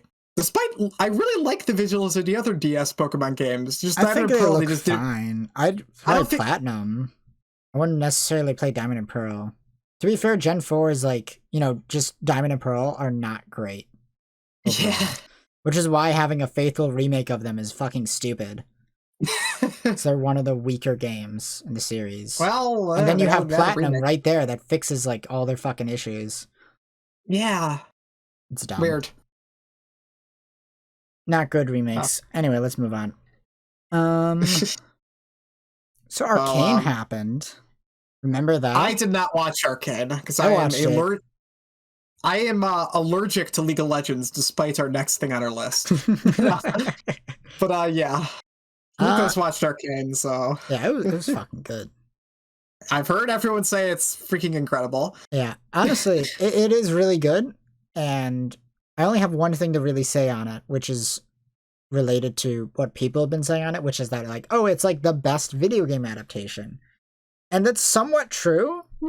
It is definitely up there with all the other good video game adaptations and is absolutely spectacular. Yeah. But the thing is it's totally fucking cheating. Because it's not really a video game adaptation. It's an adaptation of like these web stories that were written officially for a video game. It includes very little from the game itself. Yeah. It's one of those things where it's like the game itself is already not canon to the fucking like stories that this is based off of, you know? Like League of Legends universe, you know, is different than League of Legends the game. Yes, very. It's like it's not an adaptation of the game. You know, if it was an adaptation of League of Legends, it would be 5 random people from over a fucking world, from this fantasy world, fighting 5 other random people from this weird fantasy world in a big fucking arena for 40 minutes, and then having one of them, you know, say racial slurs to the other for no fucking reason. You know, if you were having a adaptation of League of Legends, that's what it would have been. The best video game adaptation that actually attempts to adapt the game is Sonic X. I think we can all agree. No, Kirby Right Back at You is way better than Sonic X. Does Kirby I feel like Sonic X more often actually tries to adapt elements from the games more often than Kirby did? I don't know. No, Kirby did it just as much as Sonic X did. Trust me, I know. I've watched both these shows to death. That's fair. Yeah, I can definitely say Kirby Right Back at You is better than Sonic X, although Sonic X is not bad. Yeah. It's better than Sonic Underground. Maybe not as funny, though. Sonic Underground is really funny, just not really intentional. Yeah. Sonic X is like funny at some times, but then also tries to be serious at other times, and sometimes it pulls it off. Now, Adventures of Sonic the Hedgehog is hilarious. Yes, Adventures is the GOAT. It is so funny. Yeah. Then there's Set AM, which just read the Archie comics. Why watch that? Nah, I think you could make the argument that Set AM is better than the Archie comics. See, I have a vendetta against Set AM because the last episode, is a cliffhanger. Instead of going, is it cliffhanger? It is a cliffhanger. That is frustrating. Yeah. But no, my issue is that they use bootleg Chaos Emeralds. He gets like 2 like stones of power and fights Robotnik. And it doesn't even turn supersonic. He just flies around. It is that frustrated me so much as a child. See, Sonic X does it right because they have the real Chaos Emeralds. I know. They're Chaos effectively are so cool. It's actually funny in Sonic X because the Chaos Emeralds function identically to how the Dragon Balls and Dragon Ball Z function, you know? And that's fine. Where, like, they're constantly getting scattered across the world, but then all the characters are constantly finding them within, like, 2 episodes. It's just like, we got all the Dragon Balls back, we got all the Chaos Emeralds back, you know? Yeah. I can't even remember the actual explanation in the games. One of the Chaos Emeralds in Shadow the Hedgehog is just sitting there in the middle of a city. Just there. No one had it. One of them is just in a ship that Shadow happens to be on. This is like taking candy from a baby, which is fine by me. That's set up. No, that one's fair because that's set up in Adventure 2 because Tails' ship is powered by the fake Chaos Emerald. That's fair. And then he sails it, and then he causes the spaceship to fucking crash. It crashes because he's like, "Oh no! That's like taking the oil out of a car while you're driving it." I love Shadow the Hedgehog. Yeah. See, I think the secret is any Sonic game, if you just put the Chaos Emeralds there, I think it will be an enjoyable story. I think that's what they've been missing the last few years, because the Chaos Emeralds are just cool. That's why the Sonic 2 movie is going to be amazing. It's got the Chaos Emerald in it. Just the Chaos Emerald. You know, that's fair. I get making just one. Maybe it will just be the Master Emerald, because at least then it'll make sense with Knuckles. You know. That's fair, honestly. Just having like one emerald that gives ultimate power. Like the only reason there's 7 of them is as a gameplay mechanic. Like, you know, I mean, you go to 7 secret levels to get them. But here's the thing. That also works on a narrative level. Because Dragon Ball's been doing the exact same fucking thing forever now. True. You know? And when they Shadow the Hedgehog is just a road trip to get them all. Yeah, and in Sonic X, when they were handling the Chaos Emeralds, you know, they handled it identically to how they were doing them, the Dragon Balls and Dragon Ball, you know? They're effectively the same thing, except one makes you go Super Saiyan and the other one just gives you a wish. Yeah. Funnily enough, it's not the Dragon Balls that make you go Super Saiyan. Yeah. It is very much bordering on infringement, but also it's awesome. Yeah. It's really funny because so the Dragon Balls are like the Chaos Emeralds, but they give you the power that the Triforce in Zelda gives you. You know? Yes. But then the Chaos Emeralds are like the Dragon Balls, but they give you the power that that Goku in Dragon Ball just has naturally. Sonic could beat Goku. He's fast. You know, they did a death battle with like Vegeta versus Shadow once. Who won? Vegeta. Bullshit. Shadow has a gun. Shadow also has time travel, which Vegeta I do not believe has done. I don't know. I haven't watched Dragon Ball. The logic behind it is that Super Shadow is on a time limit. That's so not necessarily eventually true. Shadow will just run out of power, and then Vegeta would be more powerful than him. So you're telling me Vegeta is just playing, like, camping like a bitch during this entire fight? I mean... He's just, like running around a stage like a Jigglypuff in Melee this whole time? I mean, in theory. Anyway, this is kind of off topic. We were talking about Arcane. It's the secret of Sonic. He like grabs us and makes us go on fun tangents. Yeah. But anyway, Arcane. I didn't watch it. It was good. Maybe I'll watch it. I got other TV shows. It's worth watching even if you don't like League of Legends. Honestly. And here's the thing: if you watched Arcane and thought about playing League of Legends, stop thinking that immediately. Stop. I loved how there was like an actual article that said just because you liked Arcane doesn't mean you should play League of Legends. Don't get into League of Legends. It's a curse. Yeah. I played it for like 2 years. It's like heroin. You shouldn't play it. You'll get an occasional high, but it ain't worth it. You'll just be like frustrated mood swings. It's terrible. League of Legends is literally the heroin of video games. Yeah, don't play it. Okay, moving on. Hextech Mayhem. It's that League of Legends game where you play as Ziggs. It's a rhythm game. We're talking more about League of Legends. We just told you not to play it. It's okay. This is League of Legends adjacent. It's much more playable. I just bought it because I like Bit Trip Runner, and there hasn't been a game like that in a while. But yeah, I don't know if I like it that much. The music is kind of like repetitive. Like all the levels like feel like they have just similar sounding music. Right. The improv, like the way we can like kind of like improv like Parappa Rappa is neat. Is kind of neat. But also, one, there's a very clear way they intend you to be improving. Right. And two, it's very easy to, like, if you jump instead of ducking, you'll just hit a wall and die. So, it doesn't, like, you can't just, like, totally get into the groove and just, like, I don't know. You have to, like, pay attention to the obstacles more than actually the rhythm, which is annoying. Yeah. Secondly, you actually also can't completely die. If you get hit by anything, you will just respawn on like the next note if you land it. Okay. It's kind of weird. It's weird. So the progression is based on you just need to like collect gears that are hidden throughout the levels. And so like the bosses will cost a certain amount of gears to fight. Okay. So you just have to like you have to do the levels well to get, and once you've done enough levels well, you can play the boss. Although that's very easy to do because the game's not that hard, just occasionally frustrating. But yeah, it's whatever. It's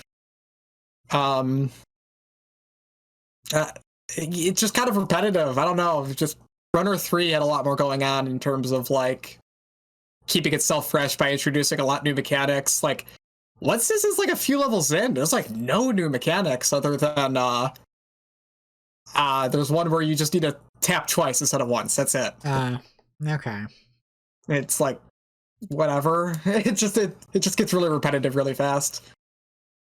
But art's nice. I said the music's repetitive, but it's not bad at all. Yeah. You know what? I just remembered another game that came out in November, like on the same, like around Hextech Mayhem, maybe a little bit afterwards. But that League of Legends, the other League of Legends game. Yeah, the RPG one. Yeah, the RPG one. I played that one. Oh yeah. You know what's funny? I like bought it and played it like about the day it came out, and I played it for like an hour and a half, and then I haven't played it since. Actually, I've done it with hundreds of games. Yeah. And I didn't even like dislike it or anything. It just didn't really hold my interest much. I thought it was fine. Yeah. That was about it. Combat was neat. It was a JRPG. It probably would have been cooler if it didn't get delayed by like 8 months. And it came out along with the event that it was supposed to coincide with. But then you would have been too busy playing League with the event. I guess in theory. I don't know. That whole event was kind of a train wreck. Yeah. I don't have much else to say on it. So let's move on to the last thing for November, which was that big Minecraft Caves and Cliffs update, the second half of it. I haven't played it. I haven't played it yet either. I think Lucas played it a bit. Yeah, the only Minecraft thing I played this year was like that weird Sonic thing they had. I did play that. Yeah. Did we ever talk about that? I think we talked about it, yeah. Oh, it is probably the worst controlling thing I've ever played, but it's kind of great. But yeah, I haven't played the Caves and Cliffs. I still think they still haven't added the Warden, so I'm like, where is he? I want to fight Pyramid-headed Minecraft. I thought they added him in this one. I think they had to delay him to like a part 3. Oh, that sucks. Yeah. But yeah, anyway. I forgot what else they added. They added other stuff. They added some cool stuff, but we didn't play it. I haven't played it. It happened. It's a thing that happened this year. I haven't really played consistently since like another update. Yeah, me neither. I haven't really played that much Minecraft. Minecraft's one of those games, you know. It's an off and on sort of game, you know. Either playing it like no-lifing it, you know, nonstop. It's the only game you play, or you play it like off and on, like every once in a while. Every couple of years, you'll go do a playthrough and stuff. Yeah, every like couple of years, I'll put like 100 hours of Minecraft out of nowhere. Yeah, it's kind of how it is. Let's move on to the last month of 2021. It was December. That's the last month of the year. Yeah, if you didn't know. Yeah. And honestly, not too much happened in December. The Game Awards happened. Yeah, they were lame as usual. They were okay. Could have been worse. They were fine. They were whatever. Yeah, they were better than last year. Yeah, it was better than last year. It could have been worse. The Sonic movie trailer was cool. That was awesome. The Chaos Emerald. We're going to go on that Chaos Emerald tangent again. Yeah. Oh man, Knuckles is cool. Can you believe this is the first time Knuckles hasn't chuckled since like Sonic Adventure 2? This is the first time he hasn't chuckled. I mean, literally the first time you see him in Sonic 3, he immediately chuckles. Okay, but he was cool about his chuckling. Yeah.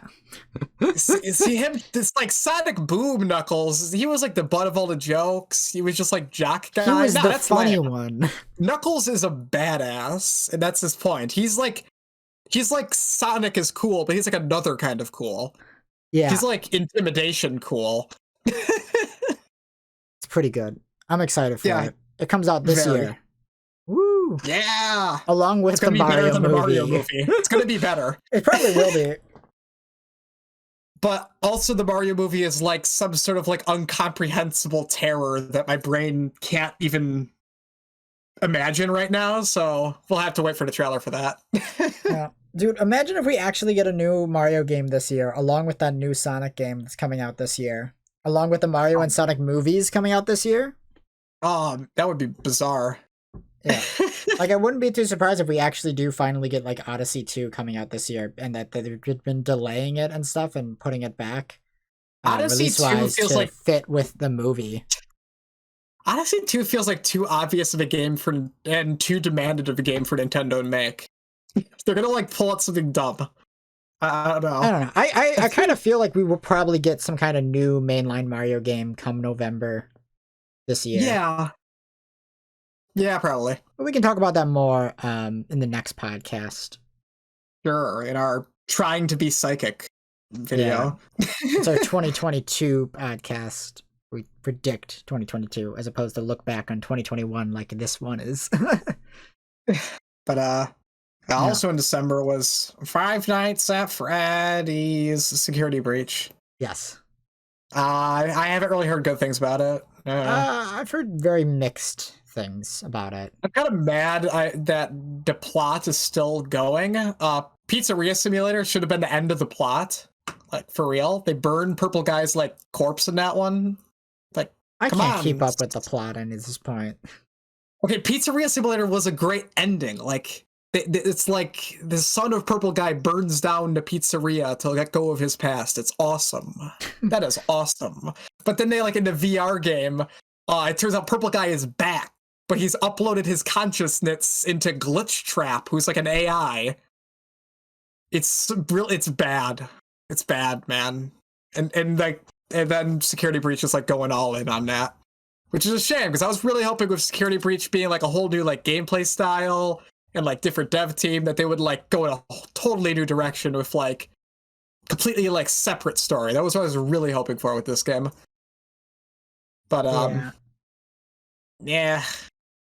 And it looks not very scary. Like, you're just riding around in a buff Freddy who talks to you. Yeah. Gregory, you're gonna have to get into that vent. I know it's gonna be really hard for you to be sus, but you have to do it, Gregory. Gregory. Why does he sound like that? Why does Freddy know your name? I mean, they finally turned FNAF into a mecha series. I mean, arguably, it was like an anti-mech. It was always about you don't want to get into the mech. Yeah. That was the first game. But that's what all mecha shows are about. Is how you never actually want to get in the mech. Because you don't want to commit war crimes. Freddy probably commits a war crime in this game at some point. He probably bites a kid's frontal lobe. I don't know. Yeah. Anyway, either way, that's everything that happened this year. Sort of. We still got a few things left to touch on. Like a couple of games that weren't listed because I did not get to play them. So there was a couple of games that came out this year that I wanted to play and then just never really got around to it. Like Here Comes Nico and Fist, that one Metroidvania where you're the bunny guy and it's Diesel Punk. Yeah, it came out. Oh, cool. Yeah, I didn't hear anything about that. But I heard a few people talk about it, but the few videos on YouTube I saw of it were like sponsored videos. But the game still looks good, you know. Cool. I can say it's like they may have been paid to tell you that the game is fun, but I can watch it, them playing it, and it's like it looks fun enough that I can believe that they're being serious.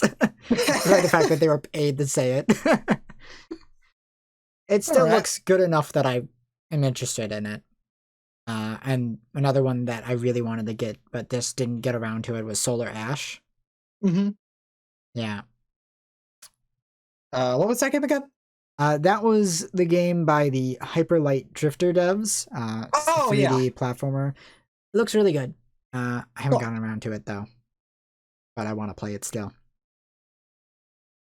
I think we've gone over most of the games I've wanted to play this year that came out. Like, although there are two games that I did play this year but didn't finish that we never brought up because I didn't like play them that much, but I kind of just want to bring them up. Yeah, Spookware, which is like WarioWare. Oh yeah, I heard about that game. Yeah, I played like the first world of it. WarioWare. Yeah, it's like Halloween-y WarioWare. It's really fun. Yeah. And isn't there like a small adventure game-esque yeah, portion of it as well? Yeah, like in between, like, you know, like in WarioWare where like you play the big like minigame chunks. In between that, you kind of have like adventure game moments where you walk around and talk to people and play like little mini games that like set up the gimmick for the big chunk. Yeah, that's cool. So yeah, it's cute, it's funny. I only really played the first world though. I just yeah, I bought it like right when it came out because I just heard about it. I was like, oh, that's a really cool concept. And just like, yeah, shout out to it. Another game that came out this year on Steam was Vomitorium, which is a first-person shooter Metroidvania in the Doom engine that came out on Steam. Oh, that's cool. It's very fun. I played like halfway through it. I didn't finish it all the way. So it's like Metroid Prime, but yeah. Doom. Yeah, pretty much. Although you can jump. They cheated. It's, heavily modified Doom engine. Right. Well, you'd have to jump in order for it to be a Metroidvania. I suppose, yeah. I mean, I guess unless you can argue that Dark Souls is a Metroidvania. I want to make that argument. I half consider Dark Souls a Metroidvania. I kind of half consider it too. It depends on how you define it. It's like if the areas can be unlocked with just keys, regular-ass keys, and you don't need ability keys, then sure. Yeah. But yeah, Vomitorium is really fun. It also has like just a very weird aesthetic. It's kind of like Lovecraftian, post-apocalyptic grossness. It's weird. Right. It's fun though. Solid Metroidvania. And I honestly, I don't think I can name like another first-person Metroidvania aside from like Prime, so it's filling a bit of a niche. Yeah, it's a rare genre. Yeah. Do you want to give your final thoughts overall on the year and your favorite games of it? It was a good year. For video games. For video games, yes, yeah. Otherwise, yeah. But the issue is, I think about one of my favorite games, I didn't completely finish. Well, that's okay. Like, I'd probably call Shikori and Deathloop like the best things I played this year, and I haven't finished either of them. Yeah, you don't have to have necessarily finished all the games. Is there any other ones that you really liked? I really did love Village when I played it, but it's not super fresh in my brain right now. So I don't know how it really stands between like those two others. What else? Yeah, I think those were the big ones. As for me, my tops of the year, in no real particular order, my favorites of the year had to have been like Bravely Default 2.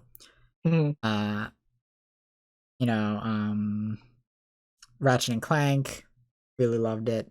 Despite the problems I had with it, being a longtime Ratchet fan, I still really enjoyed playing through it. Had a ton of fun playing it, despite my issues with the narrative. Ender Lilies, really great Metroidvania, really loved that.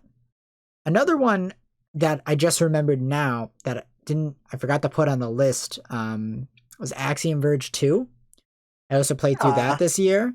That was also a pretty good Metroidvania. I don't think I liked it as much as Ender Lilies, but I did like it a lot.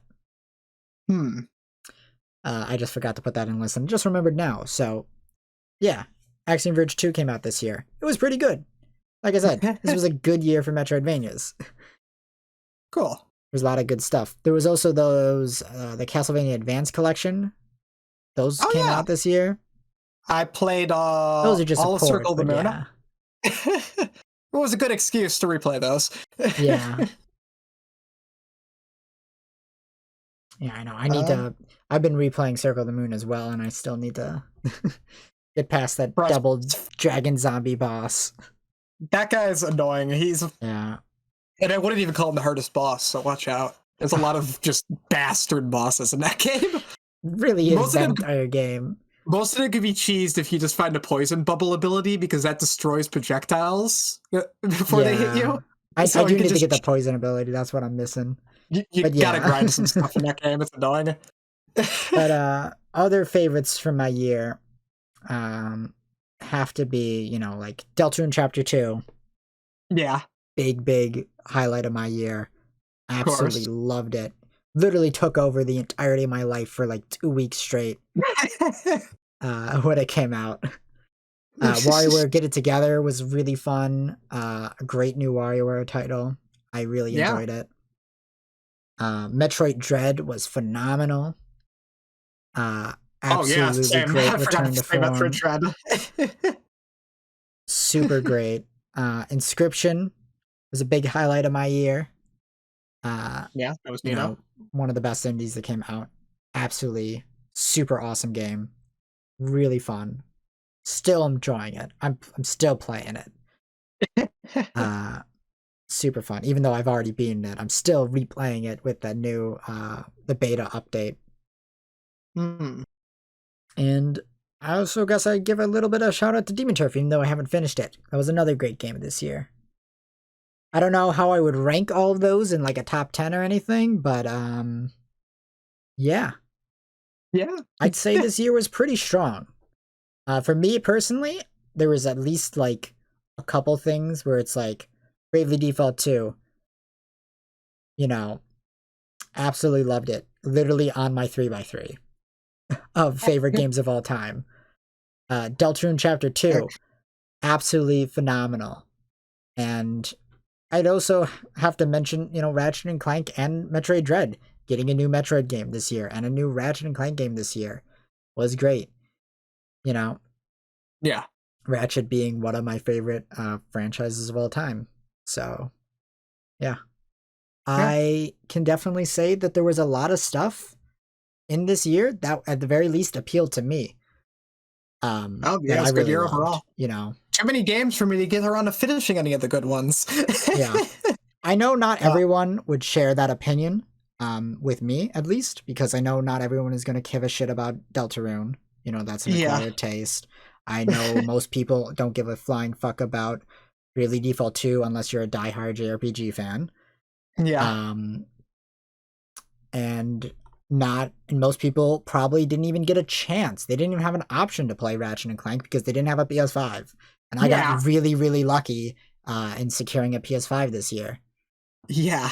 So I know the year, games-wise, was very different for other people who might not share all the things that I love in games. And,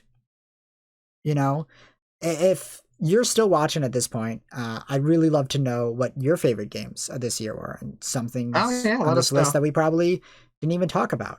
I would love to hear about what you enjoyed this year and what you maybe felt about the year overall. Did you feel like it was good? Did you feel like it was lacking in certain areas? Because I know a lot of people probably felt that. Me personally, I thoroughly enjoyed it and the games released. And I'm also really looking forward to this year, 2022. I think there's a lot of amazing games that might even be better for at least my personal tastes. Who knows? Back to back, these 2 years might be really special, at least for me. But I'd love to hear what you guys thought about this year in gaming. And with that being said, I think that about wraps it up for today's podcast. Any other games we forgot to shout out? I can't think of any, but if I do, I'll throw a comment. I just remembered one. I remembered I played the game Blood Wash that came out this September. Oh, yeah, I heard about that game. It's a horror game where you do your laundry and get chased by a serial killer. Yeah. It's good. It's good. Yeah, I remember like Joel played it. It's that very specific vibe of like first-person retro horror game. The vibe. It's very. I remember watching and play it. It looked very goofy and silly in a lot of ways. It does. It takes itself pretty seriously though, to the point where it's pretty scary. Yeah, I liked it. That was fun. Forgot to shout that out. Well, anyway, I think that about wraps it up. Thanks for watching to the end. We really appreciate it. If you enjoyed this, we would love it if you would leave a like and potentially subscribe if you enjoyed this to see more of our stuff when it comes out. We put a lot of effort into everything that we make, and we greatly appreciate anyone who watches our stuff. Thank you so much for watching. Adios.